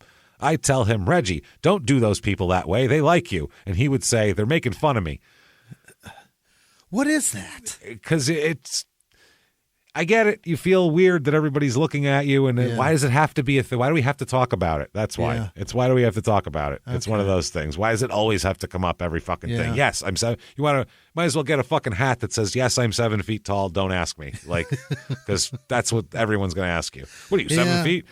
Yeah. I get it being annoying. I was walking next to a man in the airport, and I just go, is this 6'9"? And he goes, huh? And I go, this is 6'9". And he goes, this is 6'9", and he pointed himself in the chest, and he was like proud of it. And that, that's I think fine. It's all in the way you ask, right? Yeah, it's about who asks too. Yeah. I think. I don't know. It's a weird thing. It's like tall women hate to be asked how tall they are. They really do. But if you're a tall guy, tall women will come up to you and ask how tall you are, and then you ask them how tall they are, and they're very excited to tell you because you're both tall. Maybe. But maybe if you walk up to a 6'2" woman and you're like, how tall are you? They're like, get the fuck away from me. They don't want to hear that shit at all. Yeah, they don't want to hear. If you were saying, maybe they'd like you other than that, but they don't want to hear how tall are you from you. I think the guy was also impressed because how many people are going to guess 6'9"? That's a pretty weird good number, right? I don't know why pretty I said good. it. I just go, is this 6'9"? He points himself in the chest. This is 6'9". I'm so proud. The problem with Reggie is this is who you are. You're making a living that way. It's kind of your whole shtick. So you kind of have to expect it and lighten up about it. I think, really, honestly. I guess Kareem Abdul-Jabbar was the same way. He hated everybody asking him how tall he was. Hated it. Fucking hated it. Just not into that at all. Wouldn't talk to people when they would ask him about his height. I guess you introduce yourself with your height before your name then, right? Kind of, because that's what they're going to ask. They're all looking at you like, whoa, look at you. I'm 7'2". I'm Kareem Abdul-Jabbar. How you doing? 7'2", yeah. That year he played 39 games, 29.7 minutes a game. So he actually had a good amount of minutes. 11 points, 10.5 rebounds off the bench. Wow. That's a fine season for a rookie. He's fucking 20 years old, man. That's pretty good. 21 years old. Yeah. That is hot shit. Meanwhile, his real mother, Lily Mae, is attending every Pistons game and keeping all of the scorebooks and all of the programs, and she is just watching him from afar. She still hasn't approached him yet. They haven't talked about it yet. He just knows he's adopted. He doesn't know by who yet. That's the thing. So Lily Mae Thomas also worked at the Sheraton Cadillac Hotel where the Pistons had their main office. She just was like doing everything to be around Reggie. That's what she wanted, around her son. She felt bad.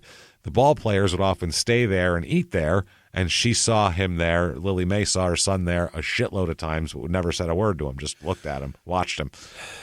Is this? I mean, it's like Mrs. Doubtfire or some shit. It's what it is. It's on par with stalking for sure. She's gonna put on a men's suit and fucking say, "I'm the new assistant general manager of the Detroit Pistons," and put on a deep voice. Hi, you must be Reggie. A ball boy job. That would be weird. I've been assigned by the Pistons to look over all your contracts. Oh Christ! So. During one of the home games in the 64-65 season, Lily Mae finally came up and spoke to Nadine.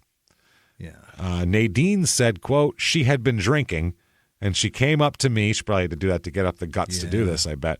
She came up to me and said, please don't tell Reggie I'm here. I come to all the games. I'm his real mother. Don't say that second part. I come to all the games. I'm his real mother. Now, if you're fucking his wife, you're probably like, yeah, right. He's the famous guy on the court. She's some drunk lady in the stands. How many people say they're my cousin when we go on the road? You know what I mean? I've had a lot of cousin encounters where I'm like, I don't know about that. But I trust the guy with the knife. Yeah, that guy's probably my cousin. I said, honestly, he's carrying a steak knife, and he's probably my cousin. I'm going to be honest here. Very Italian from New York. I think so. I'm going to believe this guy. So she then went on to say, I don't want him to know, but please do me one favor. Make sure he comes to my funeral.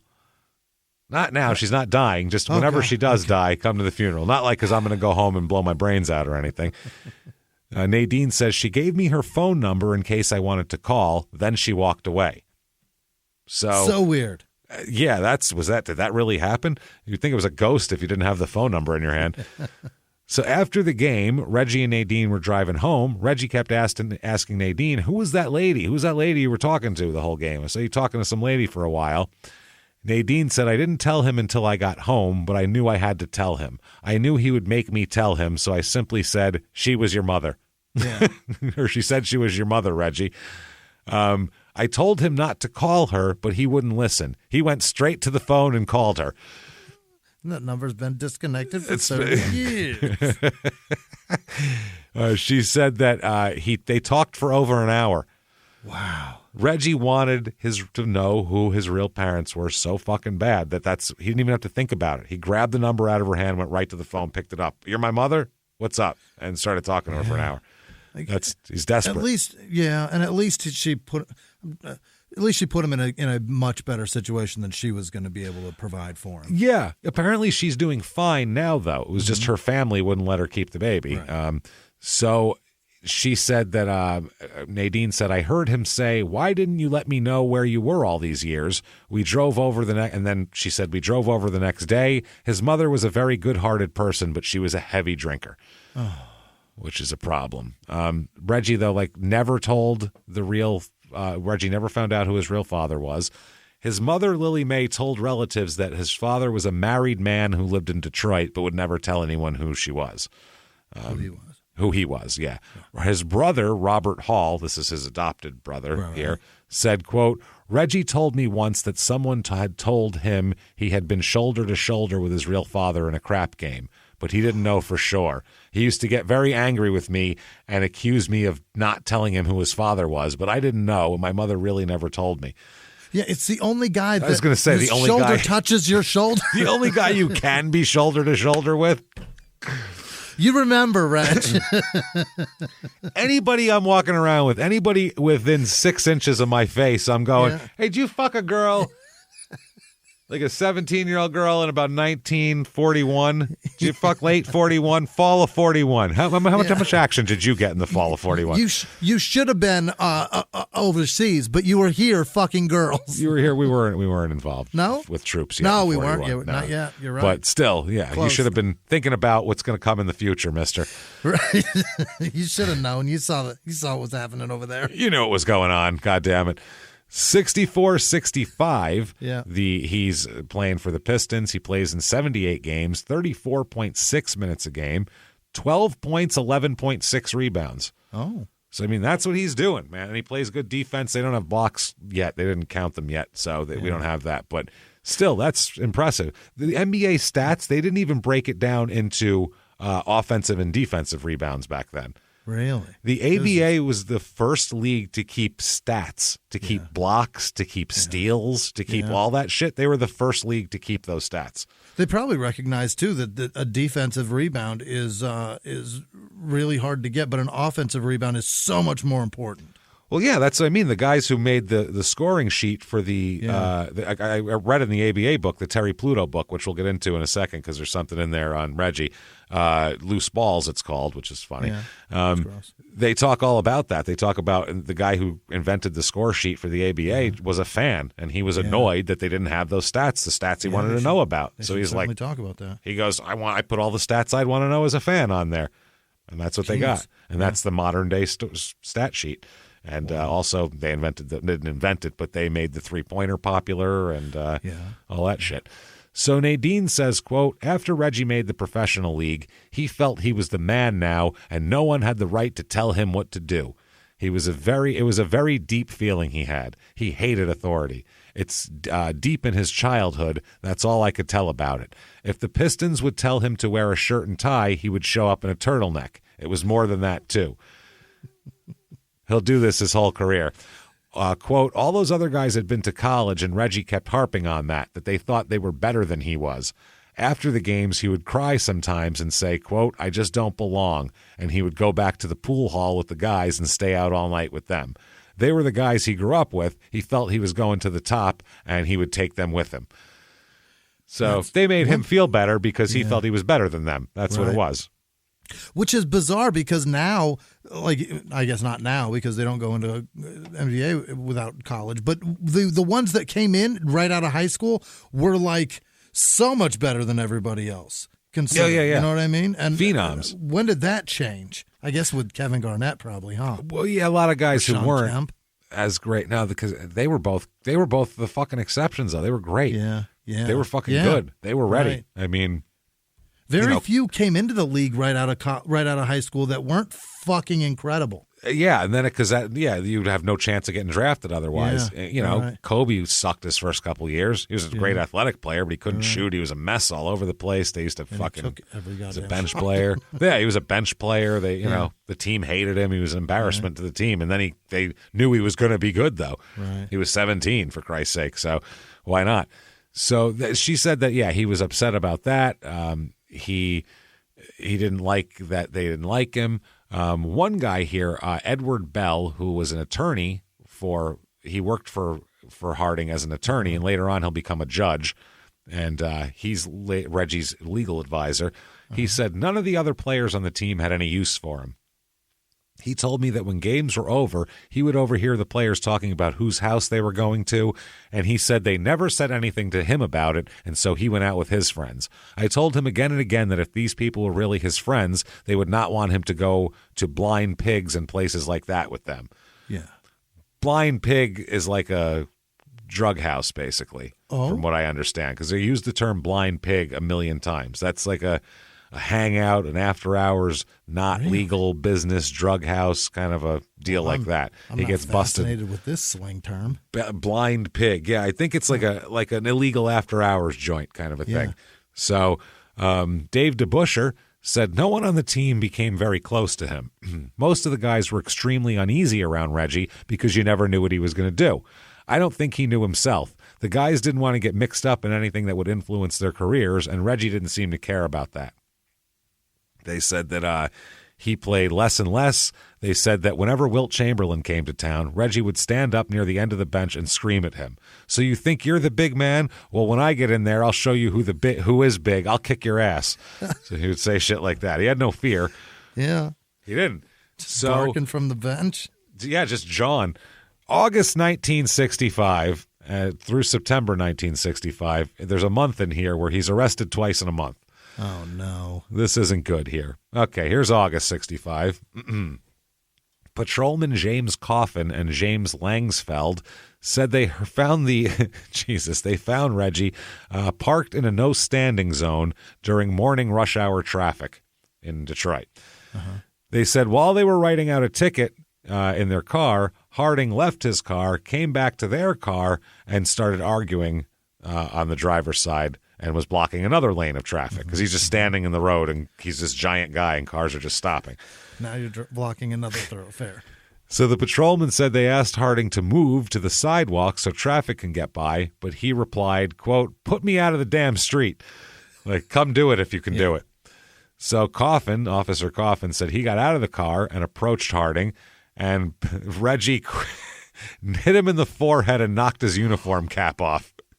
He just slapped his hat off his fucking head, which I think is fucking wow. It's pretty good.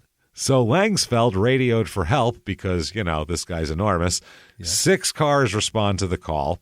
Once all the other cars showed up, Reggie didn't make any resistance and just surrendered, and that was that.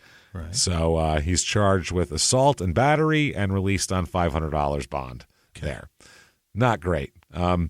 This was, by the way, this all happened after it was the morning rush hour, but he wasn't out in morning rush hour. He was leaving a bar. That's why his car was parked there. My God. His car was parked there because he was leaving an after-hours joint where he had been drinking the entire night, hanging out until rush hour in the morning.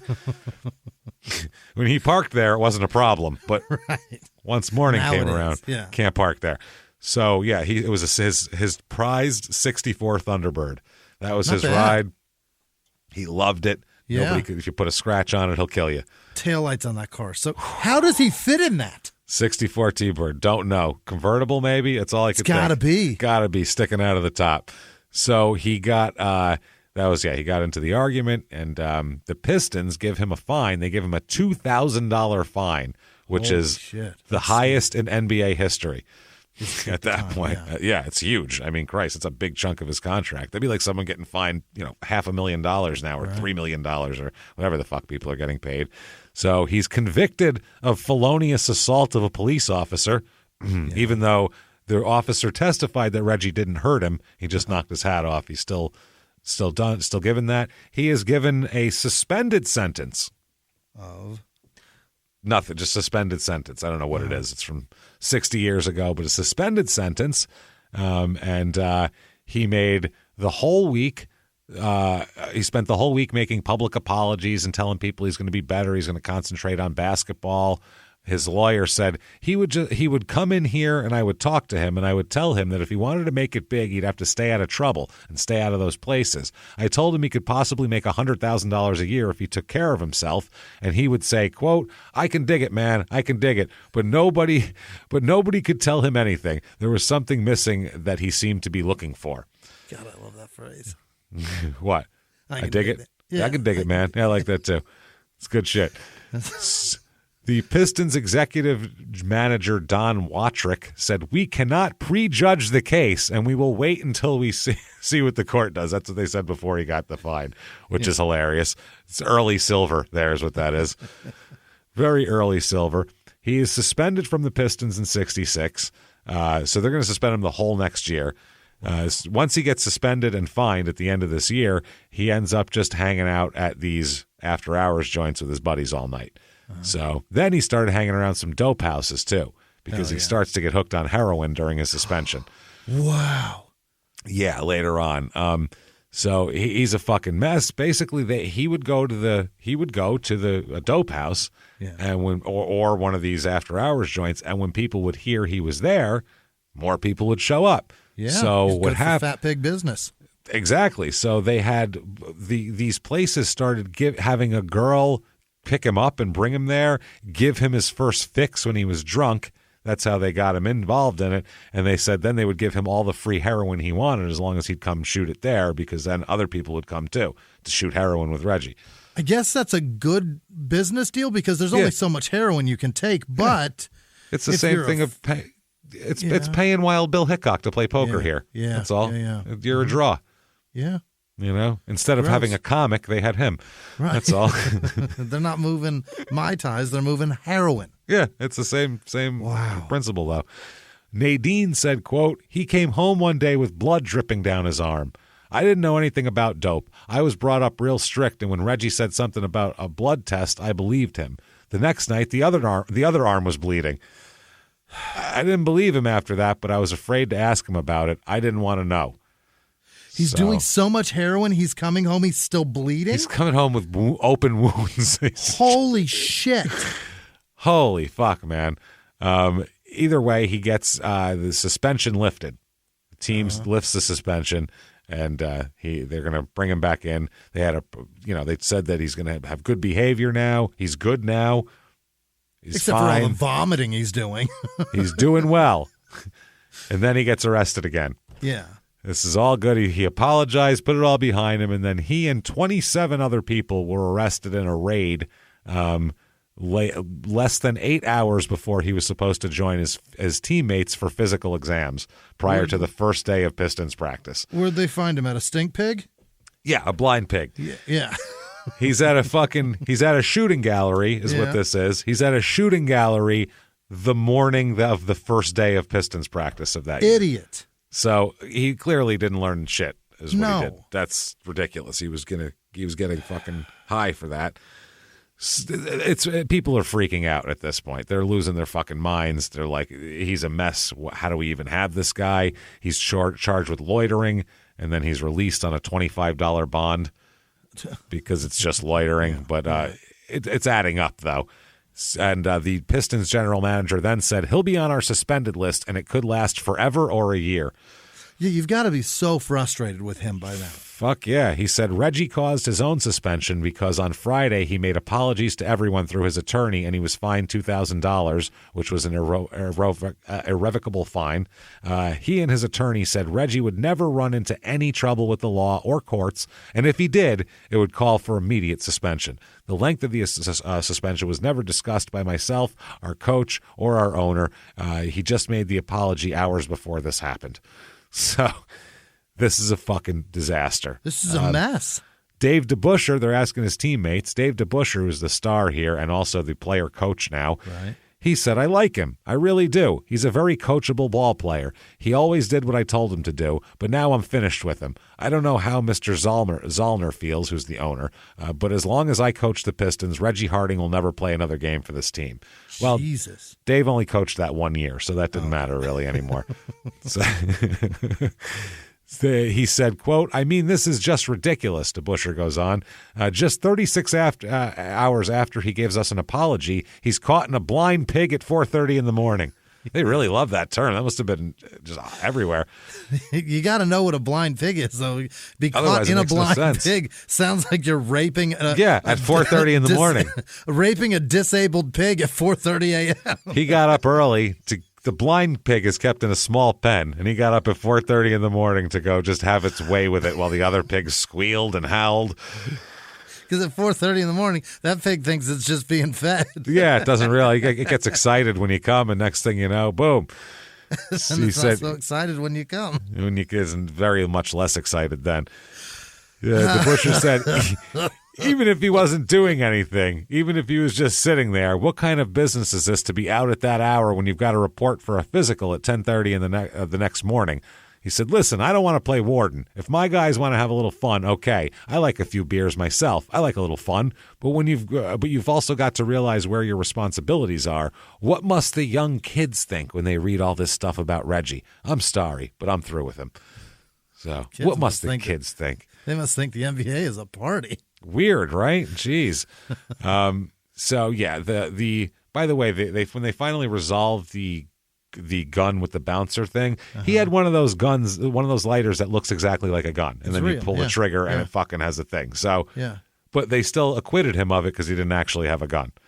Okay, which is interesting. Nadine says they start to grow apart at this point. Gee, I wonder why. He's out all night. He's on heroin. He's got blood dripping out of his arms for no reason. He's coming home rotating bleeding arms. Fuck, man. He'd go out to the pool halls or the streets and hang around with the guys that she didn't like, and then he'd come home at 4 a.m. and expect her to get up and cook him something. At 4 a.m. Hey, baby. Covering up his wounded, bleeding arms. Baby, baby, wake up. I'm hungry. Are you out of your fucking mind? She probably wouldn't have cared so much if you didn't wake her up. If you just went to sleep and got up the next morning, she probably wouldn't have cared. Holding a dirty sock to the middle of your arm. Baby. Her wedding dress. Just, baby.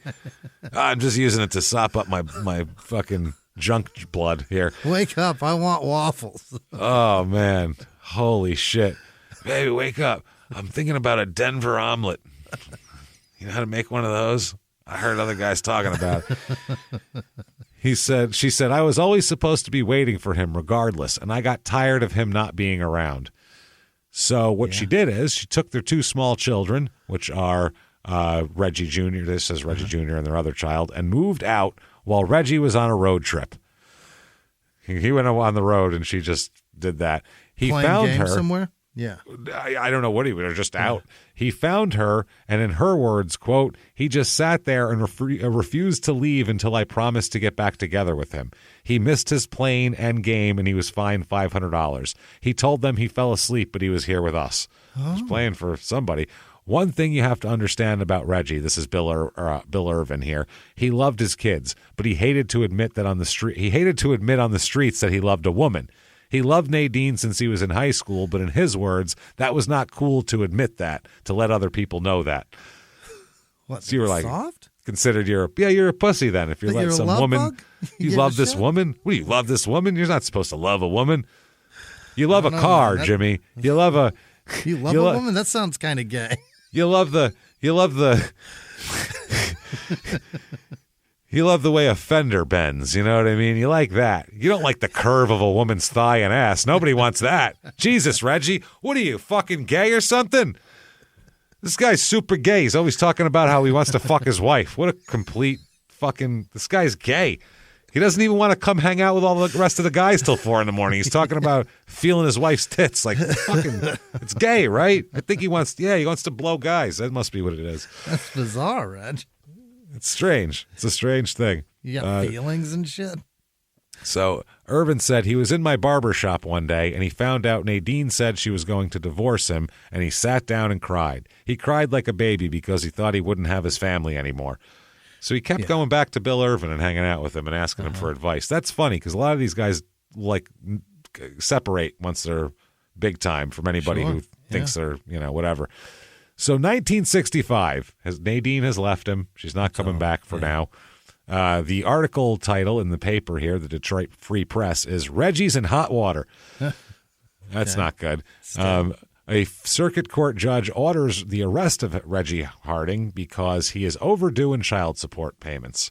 He issued an attachment that when Reggie Harding failed to appear to explain why he was in arrears of $4,040, which is a shitload back then, in support payments, he was ordered to pay $40 a week for each of his two children after that. And that's what he said. A friend of the court records showed Reggie paid $40 on January 13th, but made no other payments. Under the attachment order, deputy sheriffs will be sent out to find Harding and bring him before the court for an explanation. If the court is not in session when the order is served on Harding, he could spend a night in jail waiting for it. So, yeah, there you go. That's what Reggie's up to. Fucking running from his wife for child support. Yeah. He's suspended by the Pistons for this season, so he gets a job. At a tuxedo rental place. Okay. Broadway Clothes he gets a job at. Genius. Fun. I like it. It's pretty good stuff here. That's a pun on Broadway Joe, right? Or is it not? Broadway Clothes. 1965, Detroit. Maybe. No. It's probably just on Broadway, and they have clothes because they sell. I think it's an older place, too. Okay. So they said that they're trying to help Reggie get his life together by making him work at a clothes store. Not making him, but hiring him. Yeah. The guy who owns it said when he first came here, he was impossible. He'd show up late. He'd leave early. He'd spend hours on the phone. The other merchants told me I was crazy to hire him, but I've known Reggie a long time, and I know he needs help. They want to help him. So they said they're going to help him. They're going to bring him in, and they say that he does very well. He can't even afford his car at this point because he had to pay the child support, so he rides the bus to work every day. Oh, shit. He was playing for the Pistons like 3 months ago. Yeah. Now he's riding the bus to take, Now he's Will Smith in The Pursuit of Happiness. It's fucking wild. They said he's got everything else is gone. They said, he shows up for work. He stays until 7 o'clock. He makes some good sales. 1 week he made $125. So that's not bad. He was doing something. Jarrett helped him. This is the owner of the store. He said he helped him do something new with his life, too. Yeah. The big thing was get a bank account. He doesn't have a bank account. No, he didn't. Doesn't have shit. So every Friday, he takes $12 out of Reggie's paycheck and puts it in the bank for him. So he's got he's making him a savings program here. Jarrett said it's not much, but it's the beginning. So Harding was there. He's in an olive suit and an open collar shirt. And they said that Jarrett said, quote, I know Reggie's been in plenty of trouble, and I know he said sorry over and over again, but now I think Reggie is beginning to see the light because he knows what it is to be poor. Yeah. He's good now. That's all it was. He's got a taste of the rough life. Yeah. This is what it's like. You want to do this forever? Every fucking day, Chief. Yeah. Every day. He said, let's face it. Get back on the bus. Let's face it. This will straighten him out more than anything else. When he quit playing basketball, he found out he could count his friends on one finger. And he says that it's his middle finger, too, which makes it even worse. God damn it. That stings. That stings. On one outstretched middle finger. They said he still retains some arrogance, but it's not offensive. They said, it's just the way he is. He does say he misses playing basketball. Reggie said, it's a part of me. I've still got the ability, and they can't take that away from me. He's only 4 years old. You should still have the ability. Most guys aren't even in the fucking league until a year and a half ago. Right. It's their rookie year. He's still at the beginning of his career. If you've already lost your ability, that's a big problem. That's fucking wild. So they said, Reggie said, one conviction, that's all. One conviction, that's all he got so far. It's only been convicted once, he said. And the judge suspended the sentence. What kind of conviction is that? He's like, that ain't even a real conviction. Right. He says, when I played for the Pistons, I didn't do the job for them on the floor. Get that on the floor. My leisure time was my own. They didn't raise me. They didn't put me to bed at night, and they didn't own me. And what did I do to the NBA? Did I bet on games or something? No. He said, not at all. Bullshit. So he's really pissed off. He said he wrote to the commissioner of the league asking him what steps he should take for reinstatement, and Reggie said he wrote back to me saying he needed more information, like a police record, if any. Oh. He said, if any, like he doesn't know. That's what he said. So then his boss breaks in and says, let me say this for Reggie. He's going to speak for him now. Reggie's really going. He's going off the path. Like, let's keep him where we had a good statement going. He's not running for office anytime soon, I hope. No, okay, good. He said, let me say this for Reggie. He's really trying to do a job in the store. He swabs the floors and washes the windows just like the rest of us. Last weekend, I was really proud of the way he worked with the customers. He was a real champion. Except he made $125 and isn't famous anymore. So, goddamn champion. Yeah. He said that Harding also, at Jarrett's suggestion, will spend one night a week as a big brother, taking some underprivileged kids out for an evening. That's nice. His boss says, Reggie just got in with the wrong crowd. He said, that's all it is. That's it, man. He said, I suggest, that's right. The phone rings. Reggie answers it, and he hears Reggie on the phone saying, well, I'd suggest to bring it back to us, sir, and we'll fix it. I think it's better to show me what's wrong instead of telling me. Yeah. So he's like, come on in and show us what it is. So there you go. That's what Reggie's up to. Doesn't play at all in the 65-66 season because he's suspended everything. He's fucked, basically. Yeah. He's 23 years old and pretty much washed out at this point. The Pistons still have his contract, but what the fuck's he going to do? He doesn't know what to do with himself. He goes to work. He comes home. His wife left him. Yeah. He's got nothing, His outfits are looking good from work and at that place. He's starting to look stylish and fashionable, but one day he's sitting at home. He's trying to figure it all out, Jimmy. He's trying to figure it out. He can't understand how to get his life back on track. How do I get my woman back? How do I get back in the league? How do I get my Thunderbird back on the road? What do I do? And what do you know? There's a knock on the door. Yeah. And it might be a man who has answers for everything. It's Dexter Manley, interior designer from New York City. Maybe he can help him with design his life. And he says,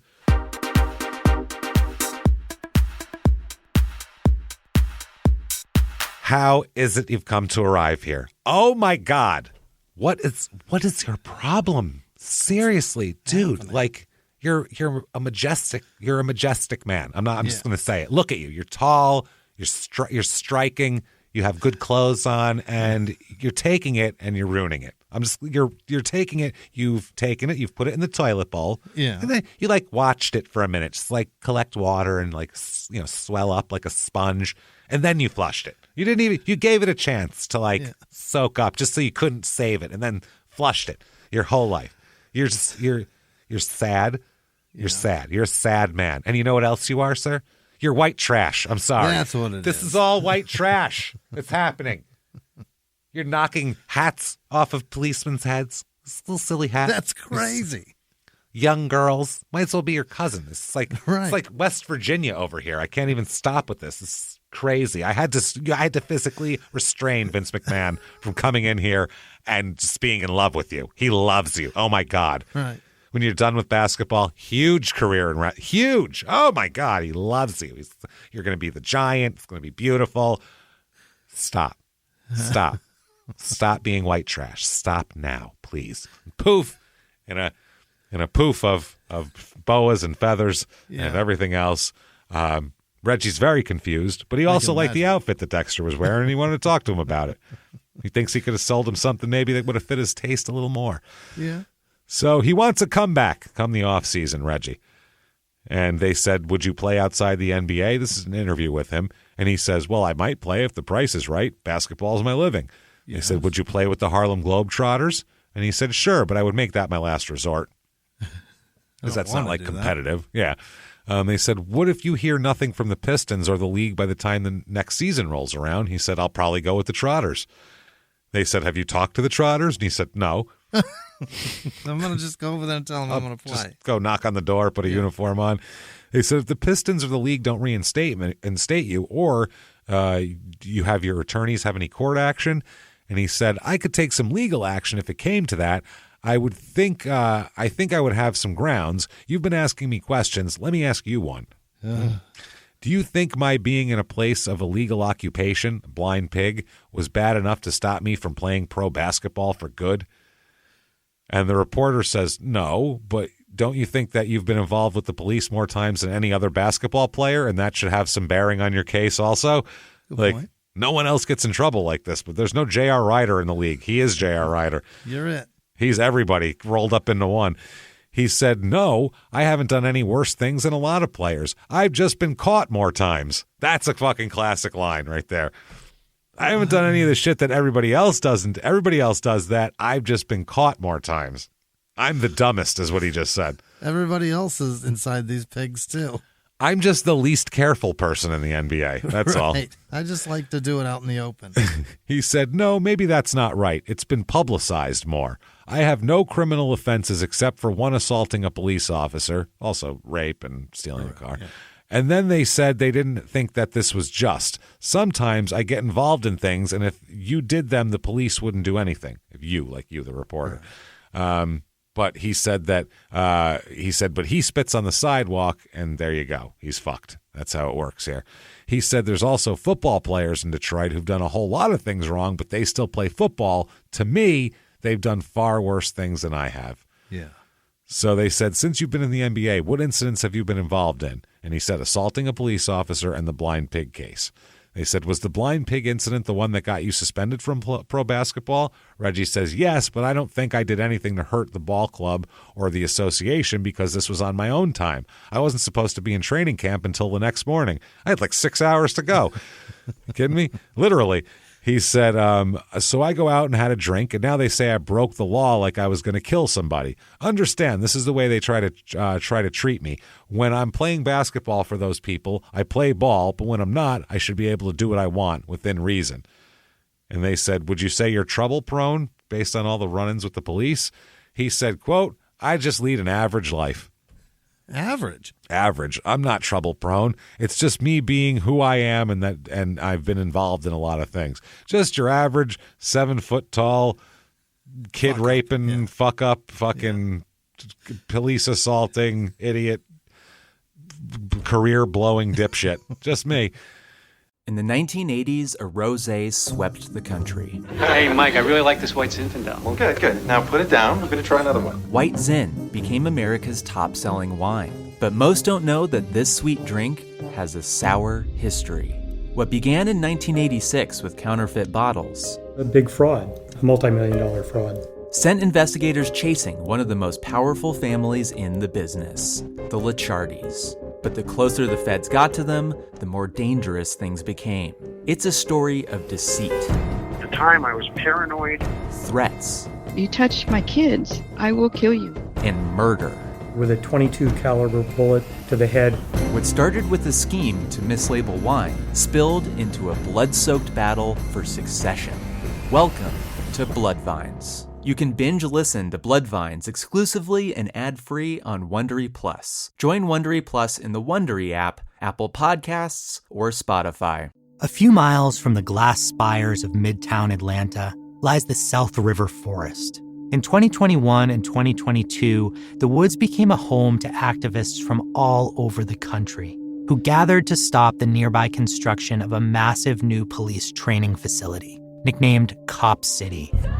At approximately 9 o'clock this morning, as law enforcement was moving through various sectors of the property, an individual, without warning, shot a Georgia State Patrol trooper.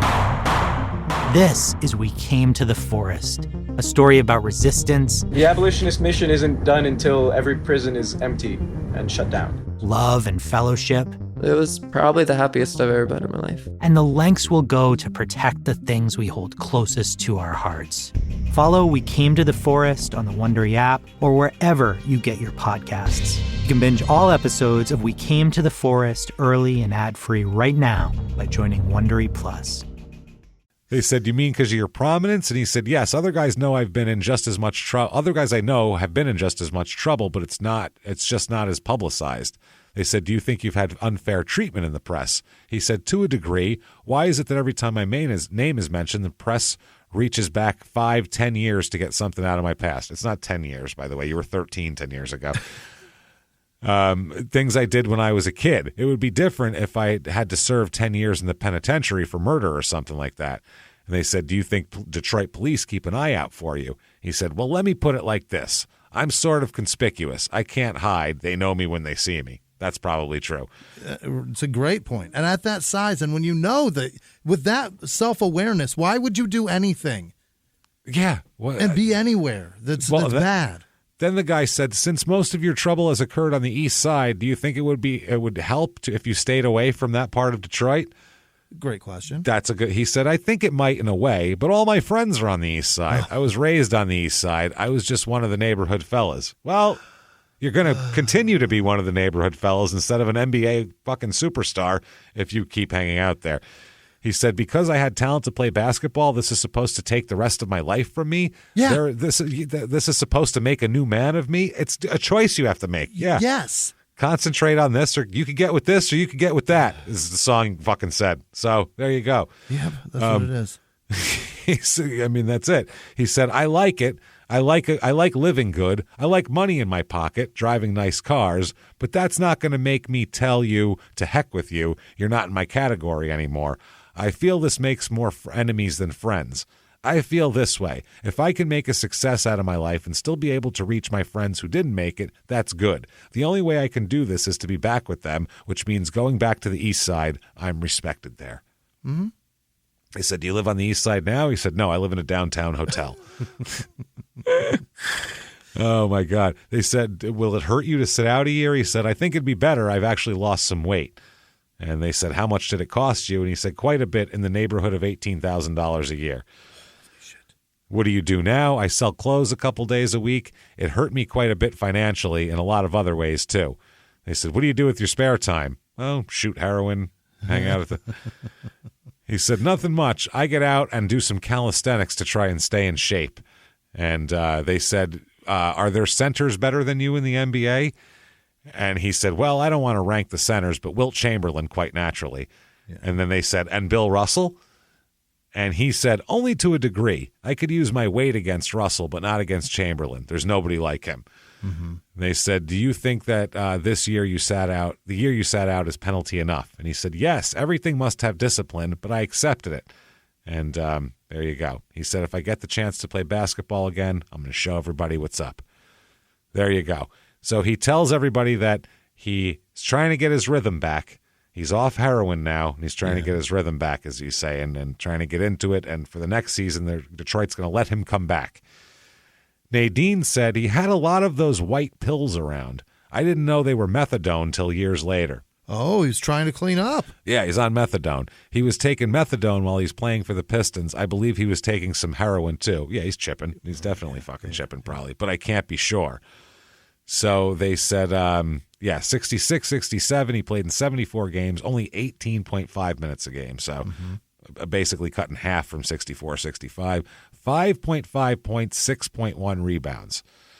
So he's getting worse now. Yeah, it's not good. So October 2nd, 1967, before the next season, he's traded by the Pistons to the Bulls. Oh. To the new Chicago Bulls for a third-round draft pick. So that's what he's worth now. A third-round draft pick. Yeah. He won't play well for Chicago. He will fly back to Detroit 2 or 3 times a week to buy heroin because he doesn't know where to get it in Chicago. So he just flies back to Detroit to get heroin. Just goes home. Flies back. Wow. During this time he's playing in Chicago, Fanny Harding, his adopted mother, dies of a heart attack as well. Oh, no. Yep. He's granted a leave to go to her funeral, and he overstays his leave, doesn't come back, and is suspended. Literally ties one on. Yep, is suspended by the Bulls, and then eventually just dropped by the Bulls mid-season. And then on January 19th, 1968, he signs a contract with the Indiana Pacers of the ABA. Is that right? Absolutely. If you don't know anything about the ABA, the Pacers were the gold standard franchise of the ABA. They were known as the Celtics of the ABA, just because they were so consistent. They were well run. A lot of these teams were run very shittily by people that never were involved in basketball or people that were very undercapitalized that didn't know how to do things. This was like the best run organization in basketball in the ABA for the whole existence of the ABA. Yeah. So I didn't know that. Yeah, absolutely. They were huge. That's why they were one of the teams that came in, them and the Spurs and all that. I don't know where they got their name. Pacer. The Pacers? Yeah. I think it's the Indiana 500 pace car. Oh, pace. Yep. I bet you're right. Yeah. Yep. I think it has to do with the race, I'm pretty Has to sure. be. Yep. So here is from Terry Pluto's Loose Balls book. Here is the description of getting Reggie Harding on the ABA in the ABA. It's fucking incredible. It's one of the greatest stories ever. So Mike Storin is the guy he's like the team executive who's signing people. He says this, quote, "With about 30 games left in that first season, we were desperate for size. Our starting center was Bob Nedelicki, who was really more of a forward, but it didn't matter what he was best suited to play because Neto wasn't playing at all. He had the mumps. We sign a guy, and he gets a child's disease."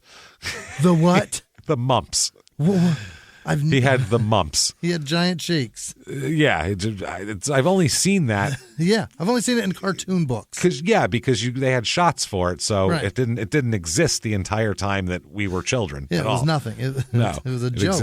It existed before that and now because people are fucking stupid. So. Fucking dummies. So he had the mumps. He gets a child's disease. His backup was George Peoples, one of the all-time great guys, but his shooting range was about 3 inches, and he only shot 40% from there. That's a terrible review. That's not good. That hurts. Earlier he was saying he could jump like over the rim, but he'd miss these giant dunks and the ball would fly off. And he was so afraid the first game of the ABA season it would be an embarrassment because it would just be George Peoples missing dunks all game. And he was like, "Oh God, no one's going to come watch this." Hilarious. I'd watch that. Sounds like way better than a game where everybody's doing well. One guy who plays above the rim and just misses dunks all game. That'd be awesome. When was the last time you got to go to a professional game and laugh for 4 quarters? Oh, that'd be the best. Give it to him. Come on. Give it to Peoples. He said, "So we had to do something. I heard about Reggie Harding.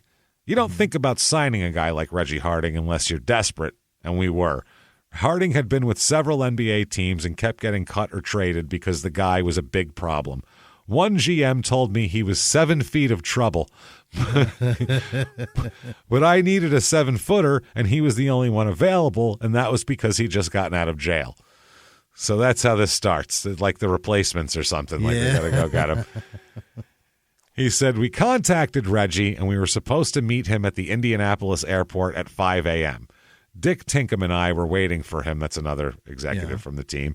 When he got off the plane, Reggie was wearing a long black coat that was about 6 sizes too small.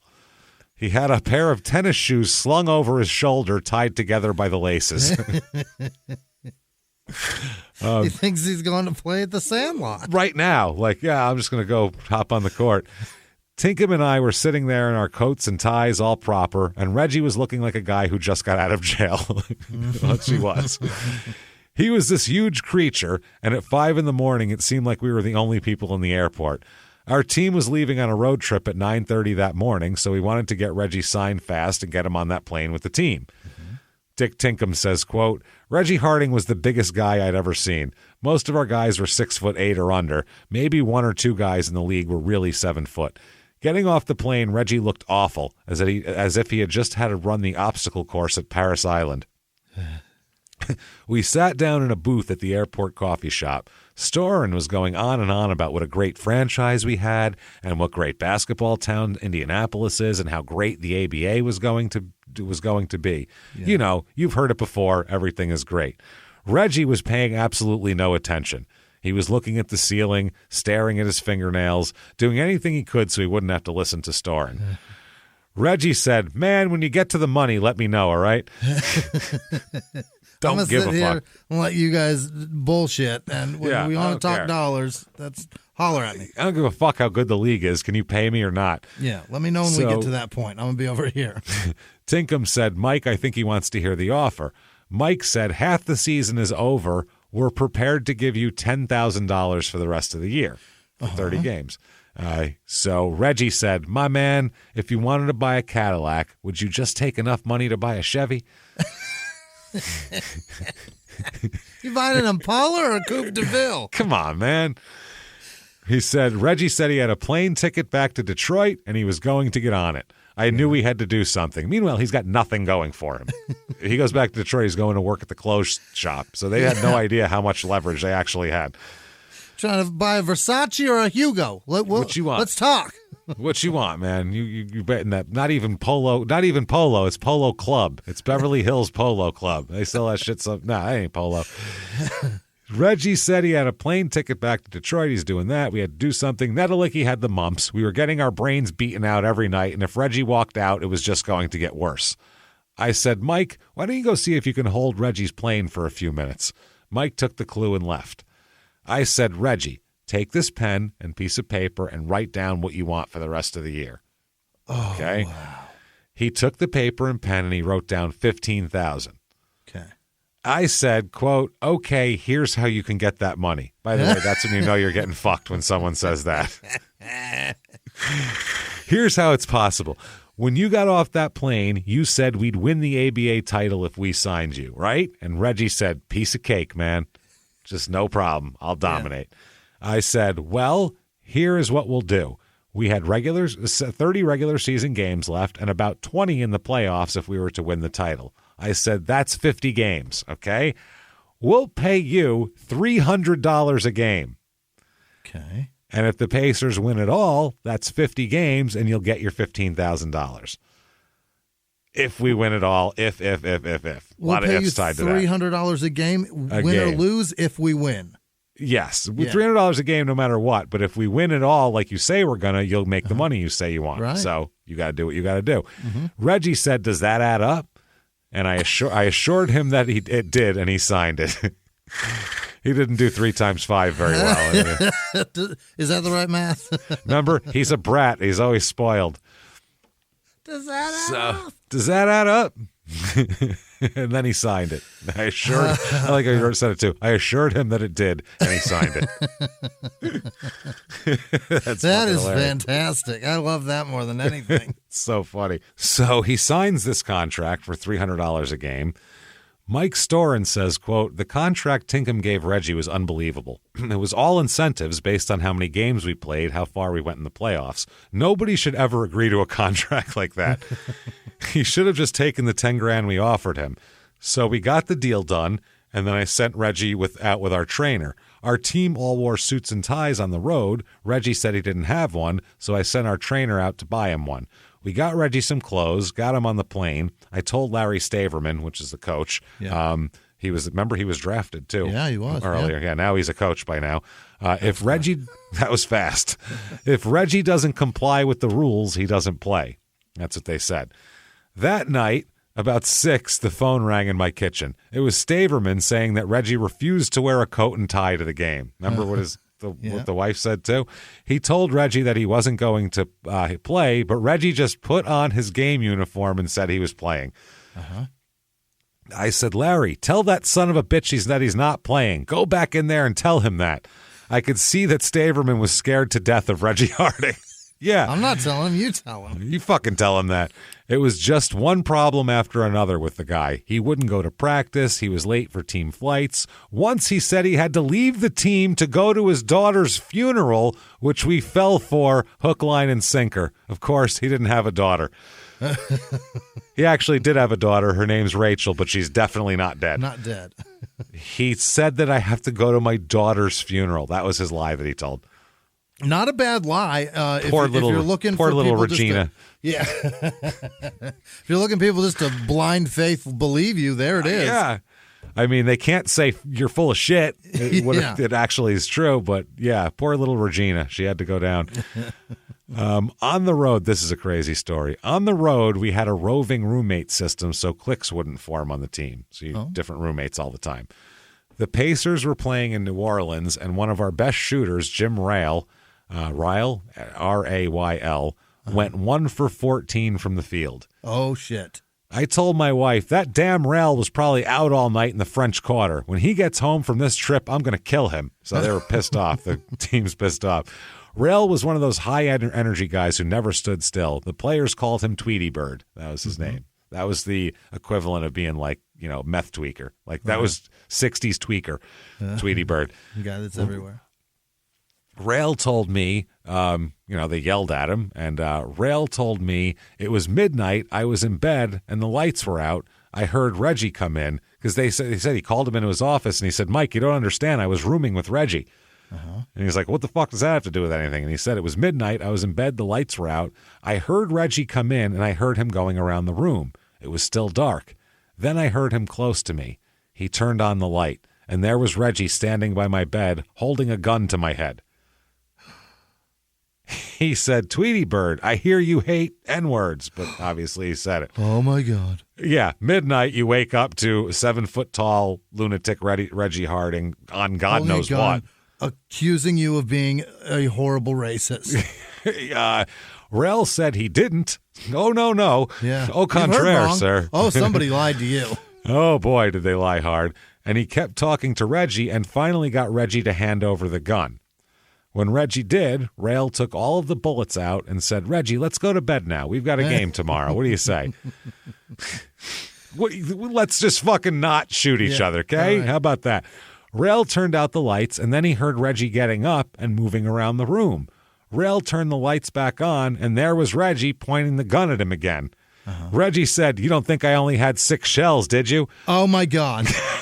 Jesus Christ. Let me ask you, what do you do at that moment in time? After I shit. You clean the shit up from your pants somewhere else, but you get your shit and get out of there, right? Maybe, yeah, I'll take my shit with me, yeah. He said, Rail grabbed some clothes, walked out of the room, and spent the rest of the night sitting up in the hotel lobby. He said, quote, and that's why I was 1 for 14, Rail told me. It was always something, and by the end of the regular season, Reggie had been fined so much that he actually owed us about $4,000. He just never made a dime. We had suspended him for the playoffs. The final straw came down to when he was interviewed on television, and he said that the Pacers would have won if he played. Reggie also said, and if I had a gun, I'd shoot Mike Storin. Oh, my God. Who's the guy who's fucking signed him. Right. There's a lot of people that say they probably would have won the championship that year if Reggie Harding wasn't suspended. Because he actually, we'll talk about it, he is a force on the court. Yeah. Storin said, man, that got to me. I started thinking that guy really did want to shoot me. He could. I knew damn well that he did have a gun. Yeah. He said, but he just disappeared and never played pro ball again, which is the absolute fact. Dick Tinkham said when the season was over, Mike and I sat down and said we had to get a real center, not Reggie Harding. What the fuck? He just threw it all away? Threw it. The Pacers lost to the Pittsburgh Pipers. They were swept in the first round of the playoffs that year, and they said they had the squad. They thought they could have done it. He averaged in 25 games with the Pacers, 33.6 minutes, and he averaged 13.4 points and 13.4 rebounds. Oh, my God. That's fucking good. Yeah. That's the type of thing that's a difference between winning and losing. Yeah. 13 and a half rebounds a goddamn game. Why did he do that? That's crazy. He's on drugs. He's a fuck Can't up. Get out of his own way. Nope, he's just on drugs. You know what he is? He's a crime and sports subject. That's why. How many times have we said, why are they doing this? This whole show is because why the fuck are they doing this? Everybody listening would love to be a 7-foot-tall person that everybody wants to watch play in the NBA, and you can move Bill Russell out of the way and fucking dunk on people. Everybody wants that, and they get paid money, and everybody loves you. Women want to fuck you and all this. You have it, and you go, no, absolutely not. Like it's a bad Waffle House fucking hash brown. You send it back. Right. I'm annoyed that none of these shoes match the belts. It's that old, I don't know which one to eat first, fucking old Louis C.K. joke. I don't understand it. So that's what's going on. So 1968, he has to go back to Detroit. Yeah. Indiana's done with him. And he's got some problems here. Let's introduce Robert Stodgehill. He's a 21-year-old person. He tells police that he and a companion were walking on Belvedere near Verner at about 12:25 a.m. when a man approached them with a revolver and said, "This is a holdup." Okay. The gunman took $28 from Stodgehill and $4 from his companion, Anthony Shellman. Stodgehill said the gunman was black and about 7 feet tall. I wonder who it was. So, not a lot of 7-foot tall guys running around here. Yeah. So the police picked Harding up about 45 minutes later. They went, "Ooh, there's a really tall guy. I bet that's the one." And they grabbed him. I wonder if he has $32 in his pocket. Holy fuck, yeah. wonder if he's $32 worth of shit-faced by now. So we'll find out. So they said that obviously Harding has all these arrests and everything like that. So he is arrested here for armed robbery, obviously. He's got a real problem with this. We'll talk about what led up to this. Is when he goes back to Detroit, it's just all heroin, really? Which was his problem in Indianapolis as well, obviously, and Chicago was all this heroin. So he goes back there. He's there. This is an article from the Detroit Free Press. Quote, Reggie went back to the dope dealers who supported his habit for a while, but he ran it up to about $100 a day, and they dropped him. Uh-huh. So he was going to all these places before that would give him free dope for hanging out, but now he does too much, and they're like, "Nah, you ain't worth it, motherfucker. Get out of here." So now they won't support his habit anymore. So he built up this big free habit, $100 a day, which is huge. And he can't pay for it. And he can't pay for it anymore. So now he's fucked. One of the dope dealers, I love how a dope dealer is quoted in the fucking Detroit Free Press. He said, "I supported Reggie's habit for a couple months. I was working out of a motel room, but it got too hot with the big man around. The police followed that man around, and sure enough, they tried to bust me when they saw him coming around all the time. I had to cut him loose, but we still hung around together, you dig? We're still tight." He's like, I didn't ditch my friend. I just said you're making my shit too hot. You dig? You dig? I love that. Are you digging or not? Because I can. Love it. Yeah, you dig? Reggie was too tall to rob ordinary people to support his habit. He was the only one in the city who fit his description, they said. This is from the paper, literally. So he robbed dope dealers. That's what he would do. And whenever he found out they were after him, he would find them first and try to settle the thing. So he'd try to settle the beef because everybody liked Reggie because he's the big famous neighborhood guy. Yeah. Everywhere Reggie went, people were willing to give him a second chance. But one day it caught up with him. Reggie ran into a dope dealer he had robbed a week before. The dealer told him he was all right, that he understood Reggie's problem. Then the dealer invited Reggie over to his house for some free heroin. Oh, God. As soon as Reggie knocked on the door, the dealer fired 2 shots through the door. The bullets went through his left thigh and lodged in his right leg. His height saved his life. The bullets would have struck a normal-sized man in the stomach, it says. Right in the neck. Yeah, he's lucky. Got him right, took the top of his head right off. So he goes to the hospital, okay? While in the hospital, suffering from gunshot wounds in both legs, he's arrested and held for investigation of armed robbery for another fucking thing that he did. So once he's in the hospital, they go and find him and arrest him. It's just very interesting. Now, the way this goes down, a man identified as Morris Williams, he's going to be the one being held on charges of assault and attempted murder for shooting Reggie. Williams told authorities that he answered his door and he saw Reggie Harding at the door holding a pistol. He said he fired several times through the door and several times as Harding fled in his automobile. Meanwhile, a 39-year-old woman neighbor was sent to the hospital suffering from a wound inflicted by a stray bullet as well. So he's got a lot of fucking problems, right? Yeah, he does. People are shooting at him. The cops want him. But there is still some fun and games around this time. Before he gets shot and everything, his brother Robert has some fun stories here of Reggie. He says, "When I was with Reggie, I felt as big as he was. When he was drinking, he was always in a good mood. One time, I was going to Nam, Vietnam." He's fucking going to Nam. One time I was going to Nam. Jesus. "And there was a party for me, but I didn't have a date. Reggie took me to this bar on the east side where there was 5 or 6 sharp girls there. He says to me, 'Take your pick.' I pointed to a short, pretty girl. Well, Reggie just walked over, picked her up, and threw her at me. Just threw her. He was something else." Yeah, he was. She didn't even know why she was being thrown. She's just talking to her friend, and he just picks her up. He's like, here, take that. Like, that's so she's a wild. sack of flour. Story. One time I was going to Nam, and my brother threw me a girl, and I had sex with her. Threw a woman at me. Literally threw a woman at me. A stranger. I had sex with her. And then I went to Vietnam. So only the 60s that story could come out of, by the way. That's not a story you could tell now. Right. He's the worst storyteller of all time. And then this chick threw something at me, and then he's something else. He said, though, there was bad times also. Robert told of a time with Reggie that wasn't pleasant, a time that a down-and-out Reggie stole Robert's gun and robbed a man. Took my gun and robbed a man with it. Yeah. Reggie called Robert one winter evening and asked him to come up to the east side and pick him up. Reggie was unshaven and dirty, and all he had on were a couple of old Pistons T-shirts and some old pants. Robert picked up his brother, took him back to his apartment, gave him a sweater and some food. Then they went out together. Reggie asked him to stop for a minute.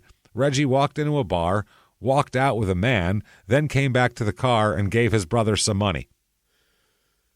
This is the robbery. Yeah. His brother said, quote, he stole my Roscoe, which is old school term for a gun, for a pistol. He stole my Roscoe from my apartment and ripped off the guy. That really freaked me out. Okay. Before he knew it, Reggie Harding was in the Wayne County Jail waiting to serve because he'll get sentenced for these robberies, for the robbery of those two guys. 2 years in Jackson Prison he's going to get. The courts gave him a break, and after the break and suspended sentence, they gave him a break, basically, for that. He ended up violating one's probation before, so they said a couple years, this is what you're going to get. They said that, once he gets to jail, he does all the things he's supposed to do. He was without heroin for months, and then he wanted to play basketball again. He's only 27. Wow. He's got prime of his athletic prowess. I mean, and it's all going away. Yeah. He wrote ministers and drug centers telling them that the problems with drugs were in a man's mind more than his body. He's got theories on this here. He said that he was holding people up because he was having withdrawals from heroin, and that's why he did it. And so he is sentenced to 2.5 years on probation violations. So there you go. 1970. He's in jail. He wrote a letter to the Michigan Chronicle after he watched the 1970 NBA championship game between the Lakers and Knicks on TV. After New York won, Reggie wrote, quote, after seeing LA's fiasco, I know that I still have what a pro team can use, the will to win. Yeah. So, because LA didn't do very well that year. In their own words, he says this. I think we should definitely give this to him. Yeah, let's give him a nice one here. Words, yeah. Let's do it in their own words here. In their own words, quote, being in prison has opened my eyes to a lot of things. Maybe that's why I can recognize when a man gets so big he feels that he can coast, give up, stop trying. What he doesn't realize, however, is that during the process, he loses his pride. I still have my pride, something I'll never lose. And somewhere, I believe that there's a team that needs a pro center. This is what I am because I haven't given up, and I still have my pride. I would like to return to the NBA as a pro. All I need is for someone to give me a chance. If that team were to lose, then I can guarantee that it won't be from their center's lackadaisicalness. Yeah. There you go. So, give me a chance. I'm a fucking heroin addict, but I need it because I'm really good. But I still have my pride. Yeah. All they need. All you need Jimmy. is pride. All you need is pride. All you need is everything. All you need is love. He's got it all here for you, for the taking. And heroin. Love, pride, and heroin. That's the name of this episode, I think. All you need is love, pride, and heroin. All you need is love and heroin. So, letter to the Pistons as well that he writes. Yeah. Here. Okay. He writes them a letter that says, quote, I know you are aware of my unfortunate encounters with the law. However, I would like to assure you that I'm working diligently to correct these mistakes. From now on, when people look at me, they will be looking upon a new Reggie Harding. What's that? I'm good now. You betcha. Absolutely. Holy shit. March of 1970, there's an article in the Detroit Free Press about him being in jail. And he said he was sitting in jail, and he said, quote, I kept saying to myself, man, all you have to do is walk out that door into the fog, and they'll never find you because it's foggy outside. Yeah. He said, but I'm a trustee now, so I've got a little more freedom. like the door staying open all day. But nowhere, no how do I walk out that door. I make that move, and it's 5 more years for the big man, and I come up for parole in September, so I'm not doing that. So he's almost there. He also says, sorry for not shaving. He says, I wasn't expecting any company today. I was just lying around reading a magazine. My new job assignment hasn't come in yet, so I've got nothing to do. It's tough trying to get through the day. He said that he also would like to, he wants to learn a useful trade like meat cutting. Okay. He said he tried to do that for a minute, but he said, I had to give that up because it might be detrimental to my hands.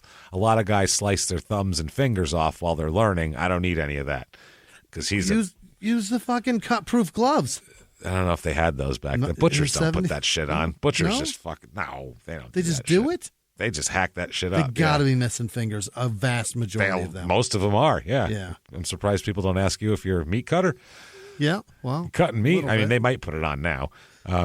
But he's, he's still out there. He said, all I think about is getting out, man. That's all I think about. I still got basketball. I played on the prison team, and we won the tournament last year. I'd fucking hope so.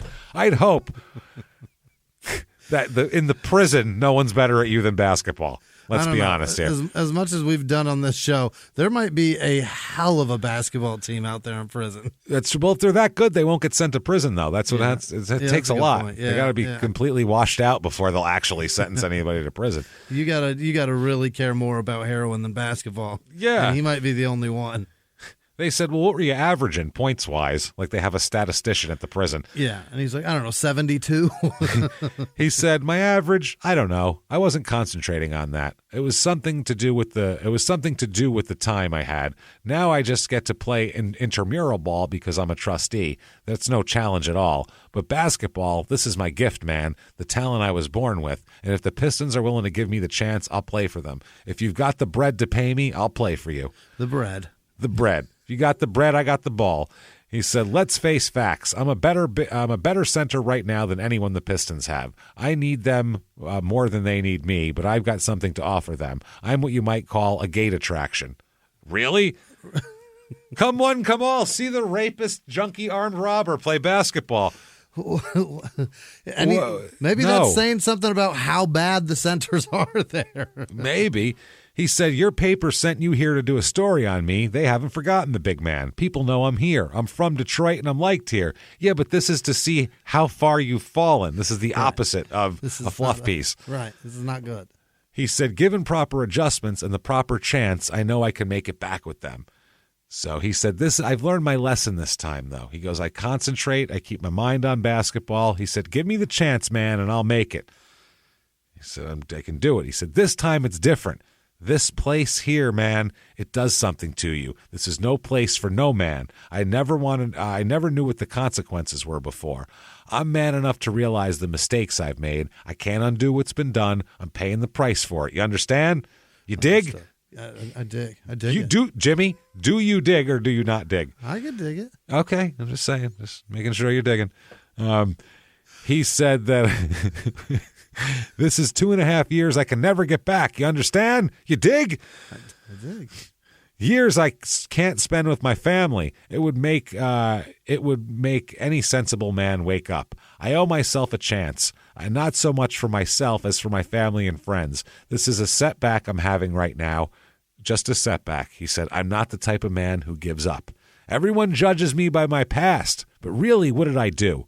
Well, a lot of things. Let's talk about it. Let's start with the rape, and we'll go down the list. What do you say? Explain the rape first, and then we'll go down there. But really, what did I do? The only person I ever hurt was Reggie Harding and my family. You were fucking armed robbing people. You were holding people up at gunpoint. For $32. That hurts people. That fucks people up. They don't want to leave the house after that. You fuck people up when you do that. You almost ruined the Supremes, you son of a bitch. You almost made the Supremes not exist. We almost had stop in the name of nothing because we don't fucking exist. Stop in the name of that 7-foot rapist who's trying to assault you outside of a sock hop. That's a way different song. Not as good. Nobody likes that song as much at all.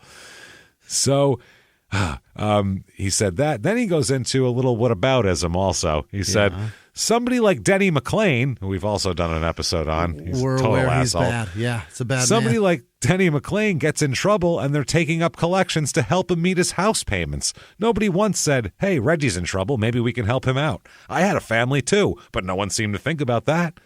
What McClain did hurt all of baseball. I never hurt the NBA. Okay? The big thing on me was my narcotics habit. How did that hurt that and this didn't hurt that? It's the same you thing. possibly cost the Pacers the championship, you peckerhead. There's that. McClain was a 30-game winner and a big star, but Reggie for Detroit was also he hurt the NBA. It doesn't look good. Yeah. I mean, if we're talking about on equal footing, they both hurt their respective sports there. So, he said that hurt all of baseball. The big thing on me was my narcotics habit, but I was never convicted for it. Any information that came out about it was offered by me. Now I'm anxious to see what happens in his case, how your so-called justice will operate. Do I get the same chance he'll get? So is Denny going to be put in prison? I've seen a lot of things in the time I've been here. I've had a broader outlook, a respect for life. This is a new guy you're seeing, a resurrection. Oh. Wow, he's going all for resurrection. I'm back in school now, and I'm ready to graduate any day. Mm-hmm. And you usually have a time when you know you're going to graduate, but okay, any day now. In the middle of class, he's going to answer a question. Correct, Reggie. You know what? Here you go. And they wing a fucking one of those hats at him like a Frisbee. Yeah. Pop that on, big guy. You're graduated. Don't worry about it. Oh, God. He says that there might be some problems catching on with the Pistons when he gets out. He said maybe a new chance would work out. The team's got a new general manager. Maybe the guy will say maybe we should give it to him. I doubt it. He said, but there's still the matter of the rights to my contract. As far as I know, the Chicago team still has them. He said if that part falls through, though, Harding has definite plans for life. If he can't play basketball, he'd like to help other drug addicts out. Really? He said, yeah, I have a deep concern for helping my own kind. I've gained a deep knowledge of me and can help the other brothers. Everybody now talks about dope fiends and addicts now. It's all over the papers, but they're treating it all wrong. Like with me, it started with the group I ran around with. You identify with your own kind and your own environment entices the things you may do. I realize now that you can't hang out forever. I hung out too long. I wanted to stay with my old friends and finally got myself trapped. When you change your life, you've got to change all the way around. But when I played basketball, I just couldn't identify with other people. In my mind, all they were saying to me was, you're nothing but a ghetto kid who never went to college. That was his whole thing, is he didn't go to college, so he felt like... It really kicked his own ass. Well, everybody else, literally every single other person in the NBA went to college. So you are the one guy who's like, oh, this fucking idiot didn't even go to college. And not that these guys went to class and got good grades and were smarter. You just didn't play that level of college, so you're not in with me. We've got to step in between you, so we're clearly more talented and better than you. Yeah. And they felt like they worked their way from high school to college to the NBA, and this guy's just coming in. So if he came in and proved himself for 2 years, no one would have given a shit if he went to college or not. Wouldn't have cared. Right. But he did that, and there you go. He said, but life ain't about college. I could turn people around with what I know, and I don't mean slang in that rap. I mean real knowledge. I can take the best scholars in the world and turn them around with a gun and tell them to turn around and give me all your money. He left that part out. He said, all I ever did, man, was what a whole lot of people would like to have done themselves if they only could. Be a junkie who threw away their whole fucking life? No, that's terrible. He almost gets it. He gets it. Yeah, he gets knows that. He knows what his downfall is.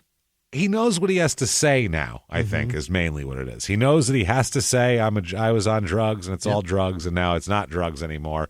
But he takes it a step too far with a lot of this shit, where you're like, bro, we're not going to feel sorry for you. No. Because everybody tried to get you to stop doing this destructive thing, and you told all of them, including your wife, to go fuck themselves while you did it because you knew better. And so you continued to do it with on credit with these places, and then built your. You knew what you were doing. The fuck you were doing. So I mean, you almost feel bad for this guy. You really do. I mean, you almost do, but not nearly as bad as you'd feel for Reggie Harding, a truck driver at Total Quality Logistics in Allentown, Pennsylvania. Oh, shit.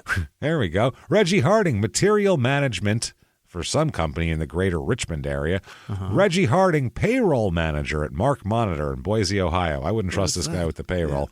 Reggie Harding, private tutor, math, English, computer science, physics, chemistry, biology. Well, the guy said he'll take any scholar and spin him around. So don't listen to him. He's never been to college. He's never been to college. Reggie Harding, professional engineer at Ontario Power Generation in Ontario, Canada. So we're talking about that smart guy who just went to school. He did go to college probably. So June 1971, he gets out of prison, and he says he's done quite a bit of studying in prison, took refresher courses in math, psychology, and speed reading. What? Okay. He said that was a big deal back then for some reason. He said he also worked as a trustee in the recreation department and also for the highway department. And he said, quote, "Hey, I've paid my debt. I'm a rookie starting all over again. I've got more savvy now. I never complained about anything. I never blamed anyone else for what I did. I did what I did, and I paid for it myself. My family paid too, and I'm sorry for that. But I'm back with my wife now, my wife and 2 kids, and we're going to try to make a go of it." Oh, Nadine came back to him after he got out of prison. Yeah, he think about the game he was talking in prison. That was his whole game. So she read that and was like, yeah, okay. He said when asked what's different this time, he said, "I never did 2 years before." And journalist asked him if he could still play, and Reggie said, "You find the place, you bring the guys, and I'll be there. I know it's still there. All I did in prison was stay in shape. I can dunk, I can drive, I've got a left, all of it, but I know I've got to prove it." So, yeah, he knows he's got to prove it. He said, "Listen, I know talking isn't going to get anything done. I've got to show people. Take the drugs. Sure, I was on the needle." That was a fucking left turn. I know talking isn't going to get anything done. I got to show people. Take the drugs. Sure, I was on the needle. What was that? Huh? So go down to the store, do this, kill your grandmother. Then when you're, what? What did he mean right there? Take the drugs. I was on the needle, but now I understand about drugs. People identify with drugs. It's a big thing today. Yeah. Drugs, yeah. But hell, there's nothing to identify. You take drugs and you don't even know your own identity. This is what I'm going to try to tell the kids. What? They'll be so confused they'll go take drugs if you tell them that. They'll be so confused they'll leave and look for drugs to try to make sense of the world. To understand what it's like. To understand what the fuck you're talking. They'll go, maybe you have to do heroin to understand it. I don't know. Who's got heroin? He said, "I know this. I can't go any lower than I've been in the past 2 years. I can only go higher, but I've got to get out of here to do it. And talking isn't enough." So once he's out of jail, he said when he first, Dave Bing, who's a Pistons player, said, quote, "When he first got out of jail, he didn't want to go back to the east side, but he had no place else to go. He didn't want just an ordinary job. He was used to living well and doing the things he wanted to do. But the job opportunities for the background and education he had weren't available, and it was hard for him to understand why he couldn't get a good job. This is one thing that made him go back to the east side. Everybody knew him, and wherever he went, and for him to take some kind of menial job, it was bad for him. He didn't want anybody to talk bad about him. So, yeah, Nadine's waiting for him. The first 3 months are when he gets out of prison, though, the relationship gets worse and worse and worse because he just goes right back to the street. Of course he does. That's what he does. Back on the street, back at the dope houses, he started to rob dope houses again, started to rob drug dealers again. Then one evening, he's in an East Side bar, and 5 guys come in looking for him. Okay. This is the worst night before Christmas ever. You go 5 deep on to him, yeah. Yeah. Reggie had a sawed-off shotgun with him at the bar. Oh, Reggie. Yeah, he's not fucking around anymore. He's turning into Omar now, for Christ's sake. 7-foot fucking Omar. Jesus. He would have been a lot easier to get if he was 7 feet. He laid it on the bar and talked with the men.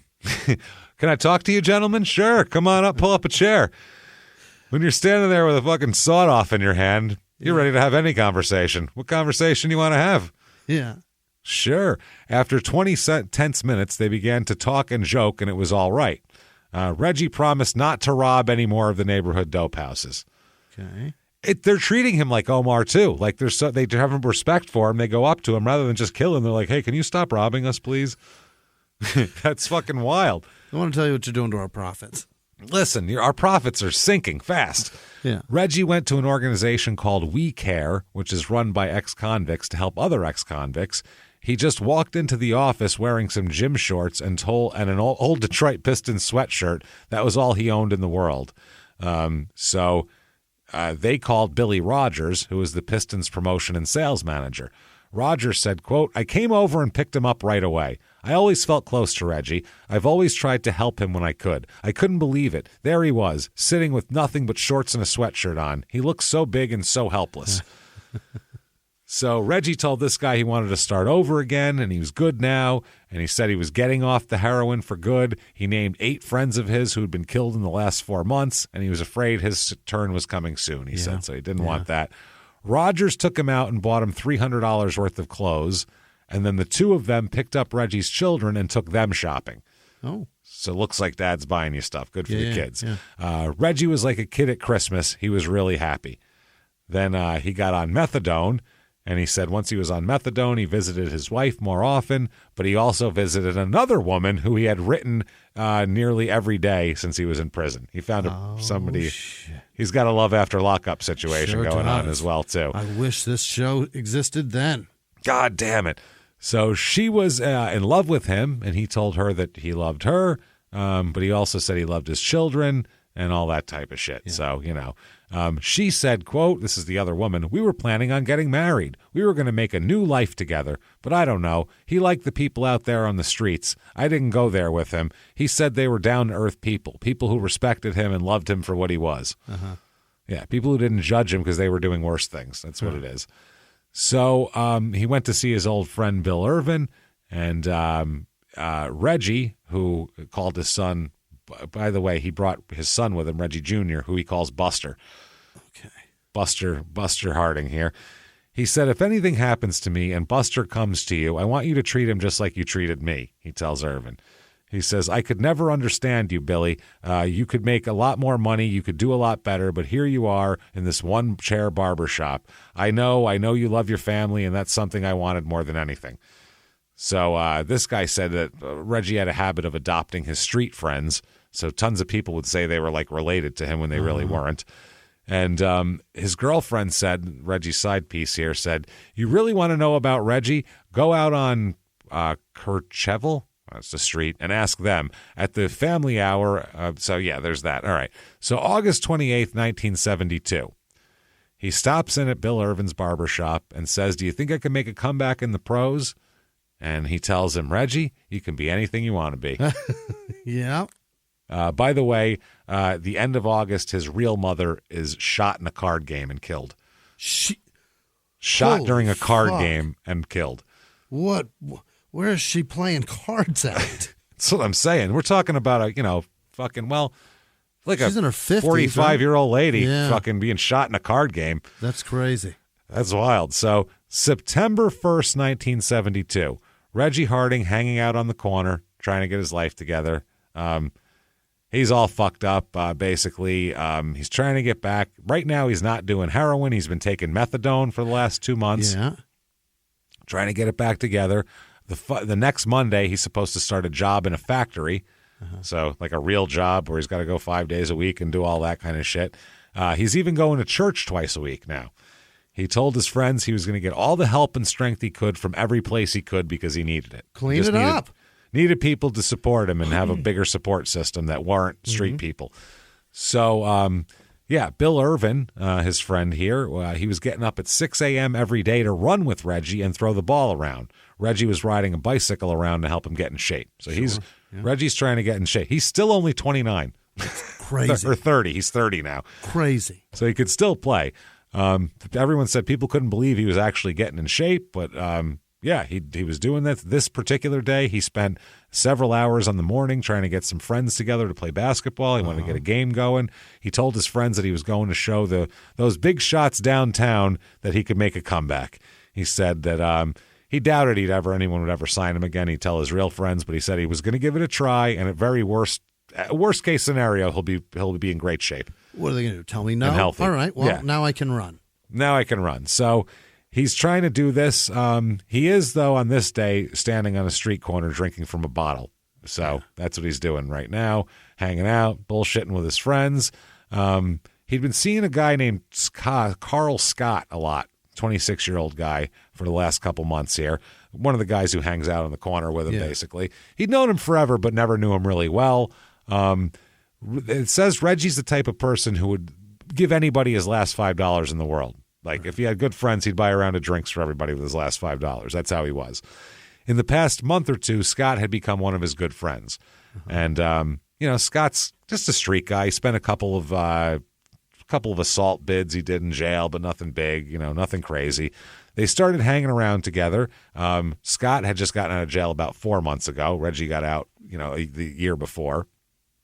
Reggie talked Scott into going to church with him the week before this, and also tried to get the younger guy here to go to the methadone clinic with him. He's like, come to church, get some methadone, and, maybe you'll feel better, whatever. So Scott and Reggie and a group of other friends were standing and talking to a girl named Motorcycle.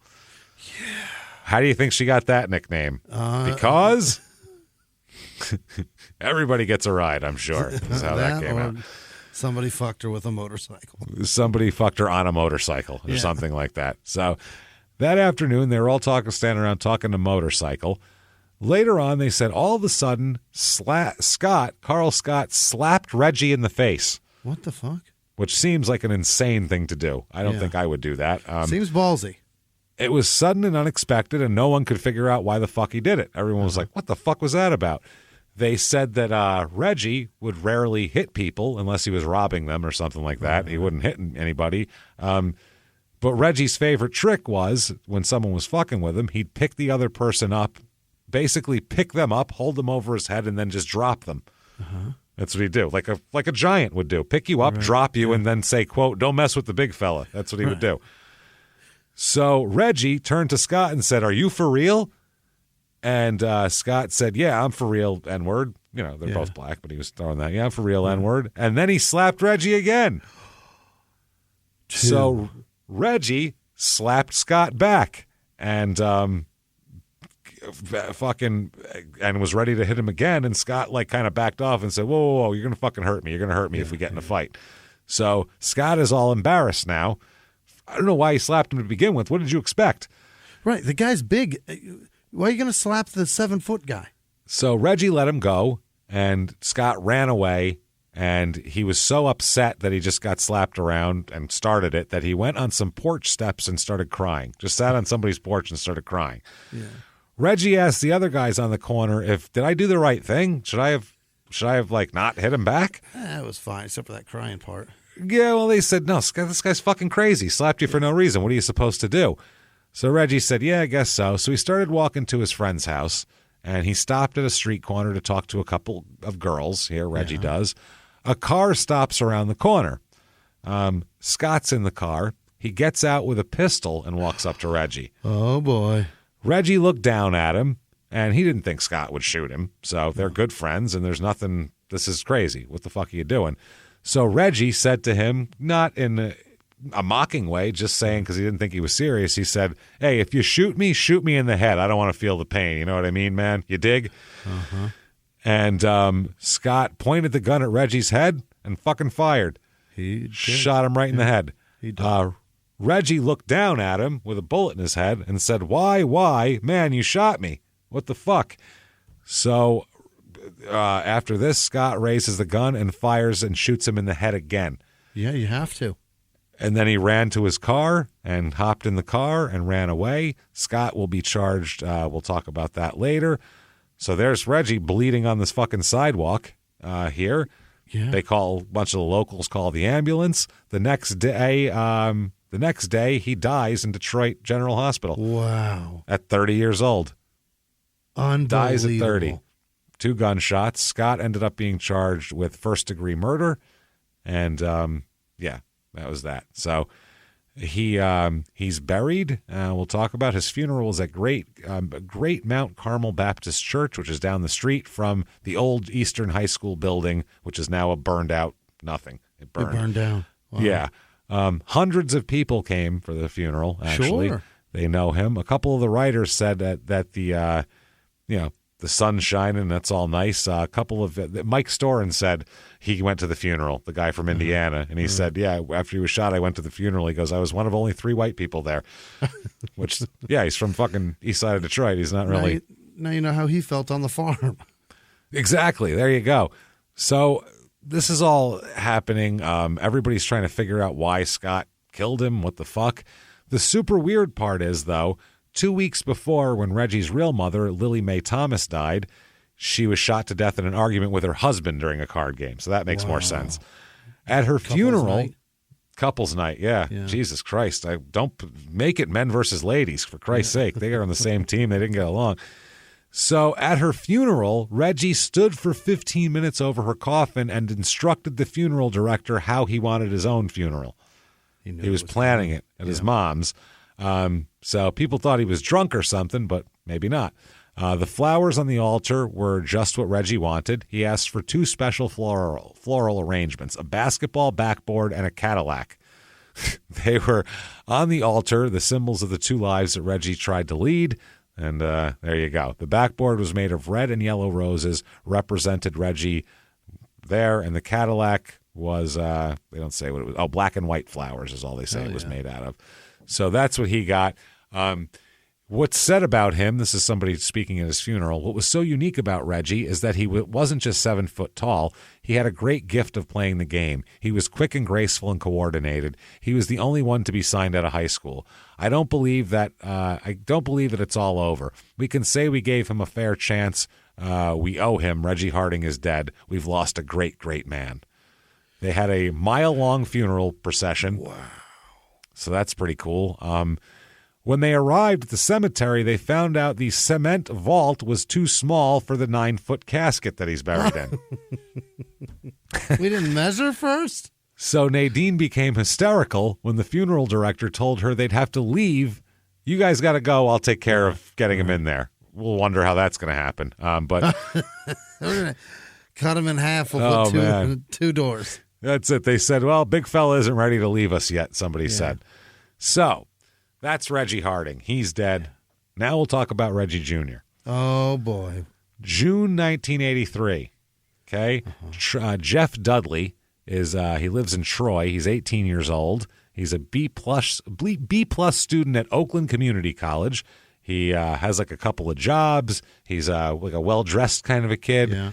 All that sort of thing. Real studious kid. Like he started saving for college when he was 10. Started cutting lawns and raking leaves and all that kind of shit.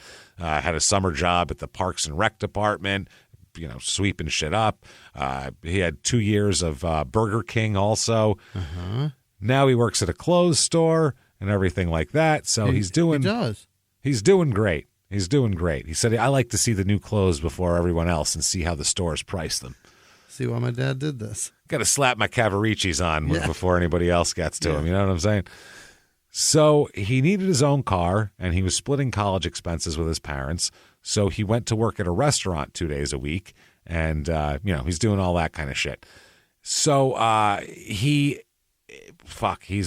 working at a Troy shopping center, and he comes up basically just before midnight on May 4th in the parking lot of the Somerset Mall. He's trying to he's got his keys going to unlock his door after his shift's over. One of those empty mall parking lots, after everything. Just got off from his job as a dishwasher at Alfred's restaurant. A car screeches to a stop in front of him, and a guy jumps out and sticks a gun in his face. Mm-hmm. Dudley said, he told me to freeze. He said that then he was forced into the car. They demanded money and jewelry from him. He said, I had my wallet, and it had $1 in it. So then the guy said, well, give me the keys to your car. And it's a 5-month-old 83 Camaro that's brand new. So he loves this fucking car, right? Yeah. He had saved up the money for years, and he's all excited. And they said, give me the car, and we'll let you go. So he gave them the car. There, 2 guys got out of the car and got into his car, into his Camaro. They argued over who was going to drive his car. That's got to sting. While they're arguing, Dudley sees the gun sitting on the seat. They're not paying attention, so he grabs the gun. Uh-huh. Now he's got the gun. and he thinks it's his only chance, so he bucks a shot off and shoots one of the guys in the leg. He says, I never held a loaded gun before in my life, Dudley, so he didn't know what to do. He just pulled the trigger, and it went off, luckily for him. Luckily, the guy didn't have the fucking safety on because he would have known how to take it off. So then the two other guys wrestled the gun away from Dudley and forced him into the back seat. Oh, God. Yeah. He said that the injured man, the guy he shot, told Dudley that they were going to kill him for sure now. So two of the men joined Dudley in the back seat. The driver had trouble with the ignition. Dudley said the injured man pointed the gun directly at my head and asked how to get the car started. He probably had a kill switch or something in there. As they left the parking lot and approached the ramp to I-75, they shot Dudley twice. First bullet in his stomach tore through his small intestine. The second entered his chest, grazed his heart, and damaged a main artery and lodged in his left lung. So the car traveled on the freeway, and the guys one of the guys in the front seat told the other one, check and see if he's dead. The guy said, Dudley said, quote, he looked at me and said, yeah, he's dead. Then he heard them discussing where to dump him. So they checked several sewer grates before they found one they could lift. They're going to dump him in the sewer. So they found one they could lift at the 19,700 block of McKay between Conant and Outer Drive. Dudley said they took off the grate and threw him in head first into the sewer. Oh, shit. Replaced the grate and drove off. So Dudley said after checking to see where he was bleeding, he climbed onto a pile of garbage or something and tried to push the grate off. He said he could lift it, but he couldn't move it. Oh, my God. He said, I got back down and prayed to God. He said, then he tried to, when he tried to free himself, he said he was basically had to give it one last, okay, everything I got, one last oomph, or else I'm fucked here. So I'm going to put it all into there. And he moved it out a little bit, and he said he chinned himself up and pulled himself out of there and got himself out, right? Shot twice, center mass. Oh, yeah, and it's stuck in his lungs, a bullet through his God. artery stuck in his lung. So he's yelling for help. He saw lights on in a nearby house. He knocked on the door and the window, and the lights went off. Just then, the police arrived. Someone probably called the cops on him because he was yelling in the street, and so he was happy to see them. He said he couldn't raise his arms when ordered to by police. They said, put your hands up, and he couldn't put his hands up. He couldn't get his hands up, but they saw all the blood. Somebody put a flashlight on him. They saw all the blood, and they called EMS, took him to the hospital. So they said that shortly after they dumped Dudley, the men were stopped by state police for driving without headlights. Fucking idiots. How do you start it? Who cares? How do you turn the headlights on? They were still in Dudley's car. Two of the men jumped out and took off. And they were chased. Christopher Bush, who was 25 of Chicago, was arrested. The other two men got away at that point. Bush is charged with assault with intent to commit murder and armed robbery and 2 felony gun counts. He's being held on $360,000 bond. This led to an arrest warrant for Reggie Harding, 20 years old. What? Reggie Harding Jr., Reggie's kid. Yeah, that's fucking awful. And then they have information on a third suspect. Dudley says he wants another car, but not a Firebird or a Camaro. He said, I don't want to see the Camaro again. There's too many bad memories. He said he would like to stop making payments and sell it, but it's tied up in the shop. He's still making payments on this fucking car that he hates. Dude, you've got 2 bullets in you. Let's talk about that. Hey, fuck you, Chevy Finance. Eat my shit. I'm not paying you. He said, I'm lucky to be alive. That bullet was too close. It was really traumatic. I sure wish the men could all get caught and be put away before anything happens to anyone else. So his mom said, in a way, it's brought us closer together, but there's a fear now. You know how bad crime is, but you can't understand it until it touches you. There's a lot of insecurity in this home. Also, a lot of money problems, too, because his mom hasn't been back to the job she worked in, a small plastics factory, since the abduction. Her husband is a laid-off electrician. She said he may work today and then not again for 6 weeks because of the recession in construction in the early 80s. The early 80s were terrible financially for everybody. She says she's bitter. She's bitter at the system. She's bitter at everything. The repair shop took 40 days to fix an $1,100 in damage to the car. The restaurant that restaurant he works at won't pay workers' compensation to her son as well. And the insurance company for the car won't compensate her son for loss of work because his injuries were not directly related to the operation of the vehicle. Oh, for Christ's sake. Carjacked for it. She said, I don't think anyone of us will ever be the same. Not ever. Dudley underwent 8 surgeries. 8. What? Oh. And has to wear a pacemaker at What? 18. He got a pacemaker put in. Poor kid. 8 surgeries in 1984. People don't know how bad getting shot really is if you don't die. It's fucking it awful. can ruin your fucking life forever. Even Just if you destroy everything. Yeah. Oh my God, it fucking fucks you up crazy. so bad. The doctors told him his heart was as weak as that of an 85-year-old man. They told him in 1984. Wow. 19. They warned him, do not do anything strenuous. Don't do anything like that. The doctors told him that playing basketball was, tantamount to suicide for him. Yeah. Like don't play basketball. Don't do anything like that. Yeah. So 1983, Christopher Bush is convicted of the robbery and assault and is sentenced to life in prison. Yeah. 1984, Reggie Harding Jr. is convicted, sentenced to you, Junior, Buster, may fuck off 22 to 60 years in prison. Holy shit. So there's leeway for parole. Problem is, 1986 comes around here, and they acquit one of them here. They acquit where it was Michael Odell Parker, I believe. Yes, they found Michael Odell Parker innocent during a bench trial. Apparently, Jeff Dudley freaks out, tries to attack Michael Odell Parker in the court, yelling bullshit, bullshit at the judge. Yeah. Parker was charged with assault with intent to murder, armed robbery, 2 counts of using a firearm during the commission of a felony. Dudley was crying, yelling threats. They had to hold him back. He was lunging at the guy, trying to attack him and everything like that. He was held back by deputies. And Dudley's mother said, that judge believed the murderer instead of my son. This is terrible. He's going to be allowed to go free.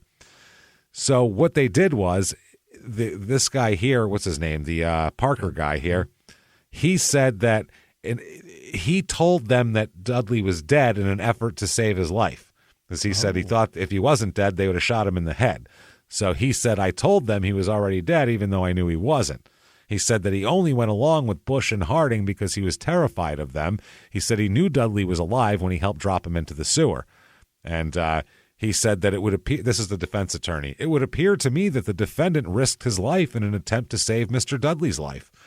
He's a real hero. The judge agreed with that during a bench trial and said, yes, he's acquitted. And Jesus Christ, the county prosecutor said, that's our great criminal justice system at work. He said that Parker's defense lawyers had begged for a plea deal. We wouldn't give it to him. Now he's going to walk. Should have given him the plea. July 1987, Jeff Dudley dies of a heart attack. Oh, shit. That's murder now. He collapsed and died during a basketball game on June 28th, 1987 in Detroit after he tried to stop a fight between 2 other players. No way. The prosecutor said he will seek murder charges against the 2 men who are in prison now. Absolutely. They said it would be double jeopardy on the other guy who got acquitted, so they can't try him for anything because anything with that. So, Michael Odell Parker will not be charged, though, but they said that the other 2 will. They said that because of permanent damage to the heart, he died after barely exerting himself on a basketball court. In the same situation with a normal heart, this man would be alive today. They said that they're going to file all these murder charges. Now, the fact that Parker cannot be charged is an outrage. I feel extremely sorry for the Dudley family, the prosecutor says. Dudley's mother says the family's numb from this death. Mm-hmm. Maybe later we'll feel happy that these people might get what they deserve for killing my son, but right now all of us are consumed by grief and shock. So 1988, they are sentenced here. They're already in prison. They're found guilty. They are sentenced to, this is Bush and Harding, you, young men, may fuck off. Life in prison mandatory for both of them. Holy shit. The one already got life. Can you but now imagine? It's a hard life. Yeah. Fucked. Wow. Now, during the appeal in 1993, they said that it's fucking crazy. They're basically their whole defense is that Dudley did it to himself. He knew that his heart was fucked up and he shouldn't have been playing basketball. Okay. He said it's not our client's responsibilities. Once he lived past that and recovered to a reasonable extent, that's the end of our responsibility. No. And then at that point, he's got to take responsibility for his own health. That's their general. That's a crazy way of saying things. When you left him with an 84-year-old's heart. No shit. Reggie Harding Jr. says in an interview, "True enough, 4 years before his death, I was riding in a car in which he got shot." That's one way to put it, Reggie. Wow. But how can this be a felony murder when this man died 4 years later playing basketball? He said, "I don't want to sound like a movie script or nothing, but this is a travesty of justice. I didn't kill him. I can understand his father's bitterness, his hate, his anger, but the fact still remains, if his son had demonstrated just a little bit of discipline, he may still be here." What? Are you fucking kidding me? A little bit of discipline? You shot him. How about that? How about if you expressed enough discipline to not fucking carjack people and shoot them and put them head first in a fucking goddamn sewer? Are you insane? Wow. He said, "I was being punished, and rightfully so, for my crime, but I don't deserve to be here for the rest of my life." Now, in dissenting opinions, 2 Supreme Court justices agreed with him. Actually, state Supreme Court here. Yeah. It's fucking wild. They said, this is Jacobs. This is this a judge? I believe this is a judge. Oh, no, this is his lawyer. "I believe Dudley caused his own death. These men were tried and convicted of what they did, which was to assault him with the intent to murder him. They're paying for that. They shouldn't have to pay for what he did to himself." Oof. One prosecutor said, "It's clearly an unusual situation. Usually people either cooperate and die or they don't." So that's it. He said, "But we're trying to show through medical testing that there was a causal connection between his death and what happened. It's just a matter of making the punishment fit the crime, and the crime here we were eventually able to prove is murder." Now, in the dissenting opinion, they say this case is problematic because almost 4.5 years has passed between the assault and the victim's death. During this time, Mr. Dudley returned to steady employment, married, fathered a child who was 5 weeks old, by the way, when he died, and resumed a semi-normal life. Furthermore, Mr. Dudley's death followed his participation in 90 minutes of strenuous physical activity and a physical altercation, activities which Mr. Dudley knew were forbidden. So there you go. That's the dissent. One justice wrote, "By participating in activities that would be taking to a healthy individual, he caused his own demise." I can't agree with that. People are in comas for a decade and then they die, and then people are tried for murder. That's the way it goes. So what if he was going up the stairs in his house and he dropped dead? Would it be different? I mean, what the fuck are we talking about? He's 23 years old. He should be able to fucking, talk to people and play a little basketball without having a fucking fatal heart attack and dying. And he would have if he wasn't shot in it. 5 years ago, he was fine doing all of this. But since then, you've put him in a position. Yeah. 8 surgeries and a pacemaker later, that's what he had. It's fucked up. So there you go. Reggie Harding Jr. in for life. Reggie Harding Sr. been dead for 50 years. Literally been dead for 50 fucking years now. That's wild, man. How crazy is that story? That's why we saved that story for one of the last few episodes here. What a story. That's a great story. If you enjoyed that story, tell the world about it. Get on whatever app you're listening on and, I don't know, say something nice about us, I guess. I don't know what the fuck you're doing here. One thing you certainly, definitely want to do is you want to head over to shutupandgivememurder.com and you absolutely want to check out the tickets for 2023. They're coming out. Full slate of live shows here coming for you. We're very excited about this. They go on sale November 28th. These are all small town murder. Very quickly, February 10th, Cleveland. February 11th, St. Louis. March 23rd, 24th, Seattle. 25th, Portland, May 5th, Detroit, May 6th, Pittsburgh, July 15th, San Diego, July 28th, Salt Lake City, July 29th, Denver, August 11th, Minneapolis, August 12th, Chicago, September 8th, Atlanta, September 9th, Charlotte, October 6th, Philadelphia, October 7th, Washington, D.C. And Phoenix, Milwaukee, Boston, and New York, of course, are coming as well. Coming up. November 28th. Come out and see us. Get those tickets right now. ShutUpAndGiveMeMurder.com on November 28th. Also, follow on social media. You can see if there's like pre-codes or whatever. That is, we are at Crime and Sports on Twitter and Facebook, at Small Town Murder on Instagram. Right. Patreon is something you want to be involved in. Boy. If you like the show, you're going to love the bonus episodes. We give you at least, you get every other week, you get 2 new bonus episodes, which means for $5 a month or more, you get the whole back catalog we've built up of bonus stuff and 2 new episodes every other week. This week, what you're going to get for Crime and Sports, you are going to get all of Ben Roethlisberger's accusations, or I should say the accusations against him. I don't think he's accused anyone of anything. I don't know if he has or not.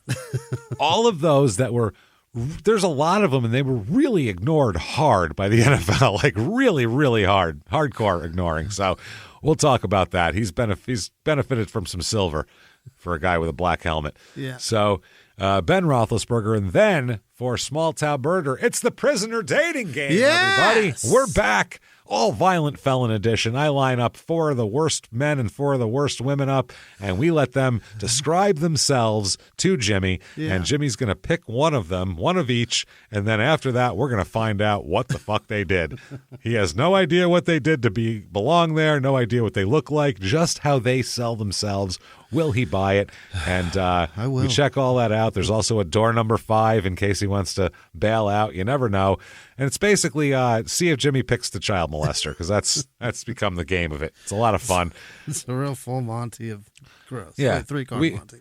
We call it 7 murderers and a child molester. That's what we call the game. So all Violent Felon edition. Get that right now. Patreon.com/crime and sports. And of course, you will have obviously get a shout out, which we are about to do right now. Speaking of that, Jimmy, goddammit, do me a big favor. Hit me with the names of the people who would never, ever stuff me into the backseat of my own car, shoot me and dump me headfirst down a sewer. Hit me with them now.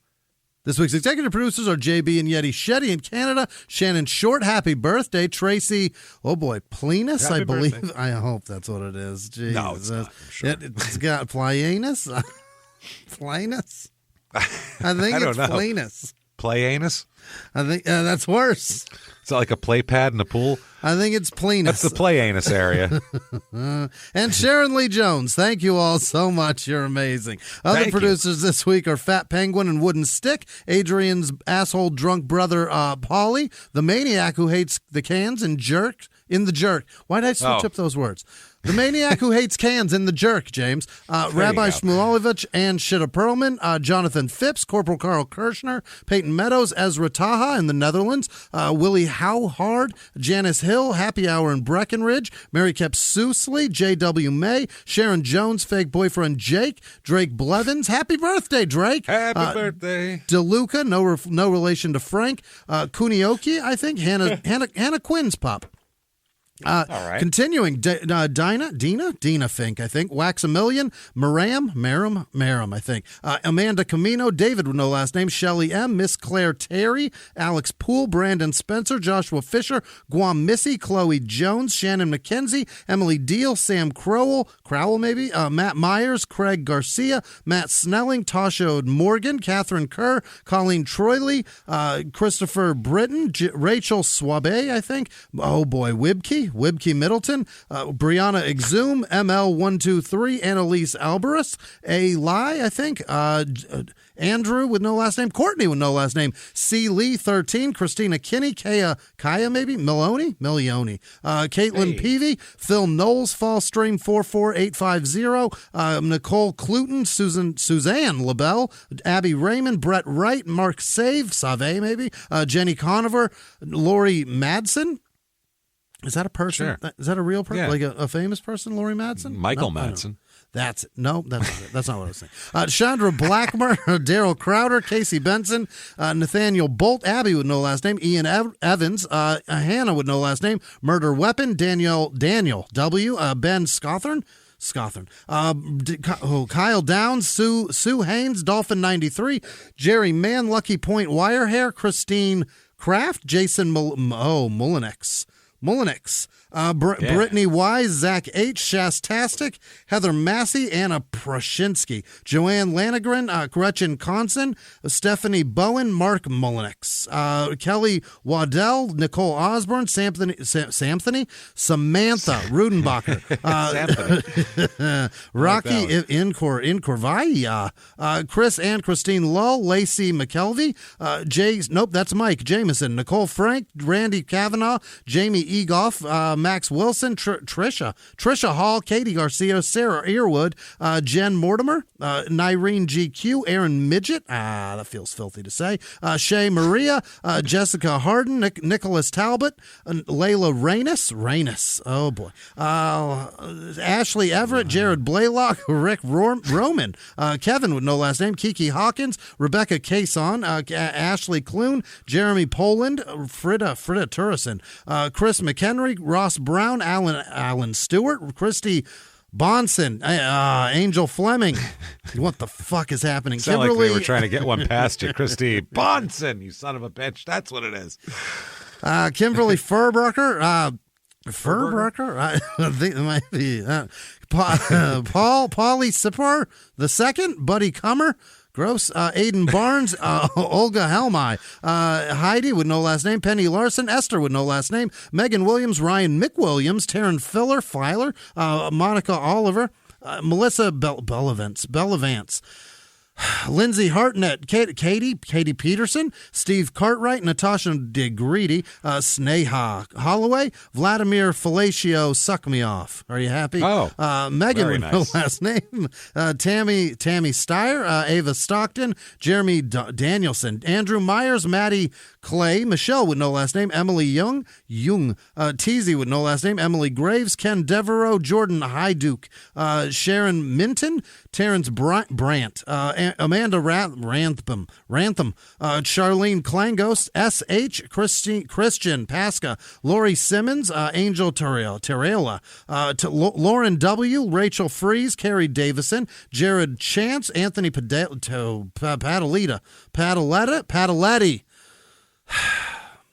Ryland L., Aiden Hartnett, Aubrey McDonald, Paige Ariana, Dennis with no last name, Josh Emerson, Bree Harry, Hare, Dina F., Allison Allen, Camille Moore, Lori DeLuna, Zeriab, Rashid, Rebecca Davies, Eric with no last name, Angela Baker, Allison Salter, Jade McEnrod, Elizabeth Cook, Joni Pierno, Bale Money, Caprice Abdul Mutakaber, Ellen Wheeler, Jeff Stallings, Matthew G., Krista Prada, Lana Moeller, Robert Turner, Ross Hurst, Lauren with no last name, Rubik Gamer, Shala Shannon, Courtney with no last name, Alice J., Alex Twitty, Leah Jarvis, Jane Adraka, Kenny Linton, Mr. Vini, Drew fucking Peters, KJ with no last name, Kimberly Scarrett, Daniel E., B. Wags, Gerald Respect, Boston, and all of our patrons. You guys are fantastic. Thank you. Thank you, everybody, so much for your wonderfulness, your loveliness, and quite frankly, your generosity and your hanging time with us. We appreciate that. You're shit. so Thank good you. looking. Thank you. You are all very attractive people out there, just so you know that. Every last one of you. So, thank you so much for all that you do for us. You want to follow us on social media, just head over to shutupandgivememurder.com. There's all the links right there to follow everything, us, the show, your ass, your mother, I don't care. Follow whoever the fuck you want. Either way, you won't follow either of the Hardings, though, I'll tell you that much. Neither of them are on social media. But that said, keep coming back. Keep joining us. Remember, November 28th is when tickets go on sale. Right. And live from the Crime and Sports Studios, we will see you next week. Bye.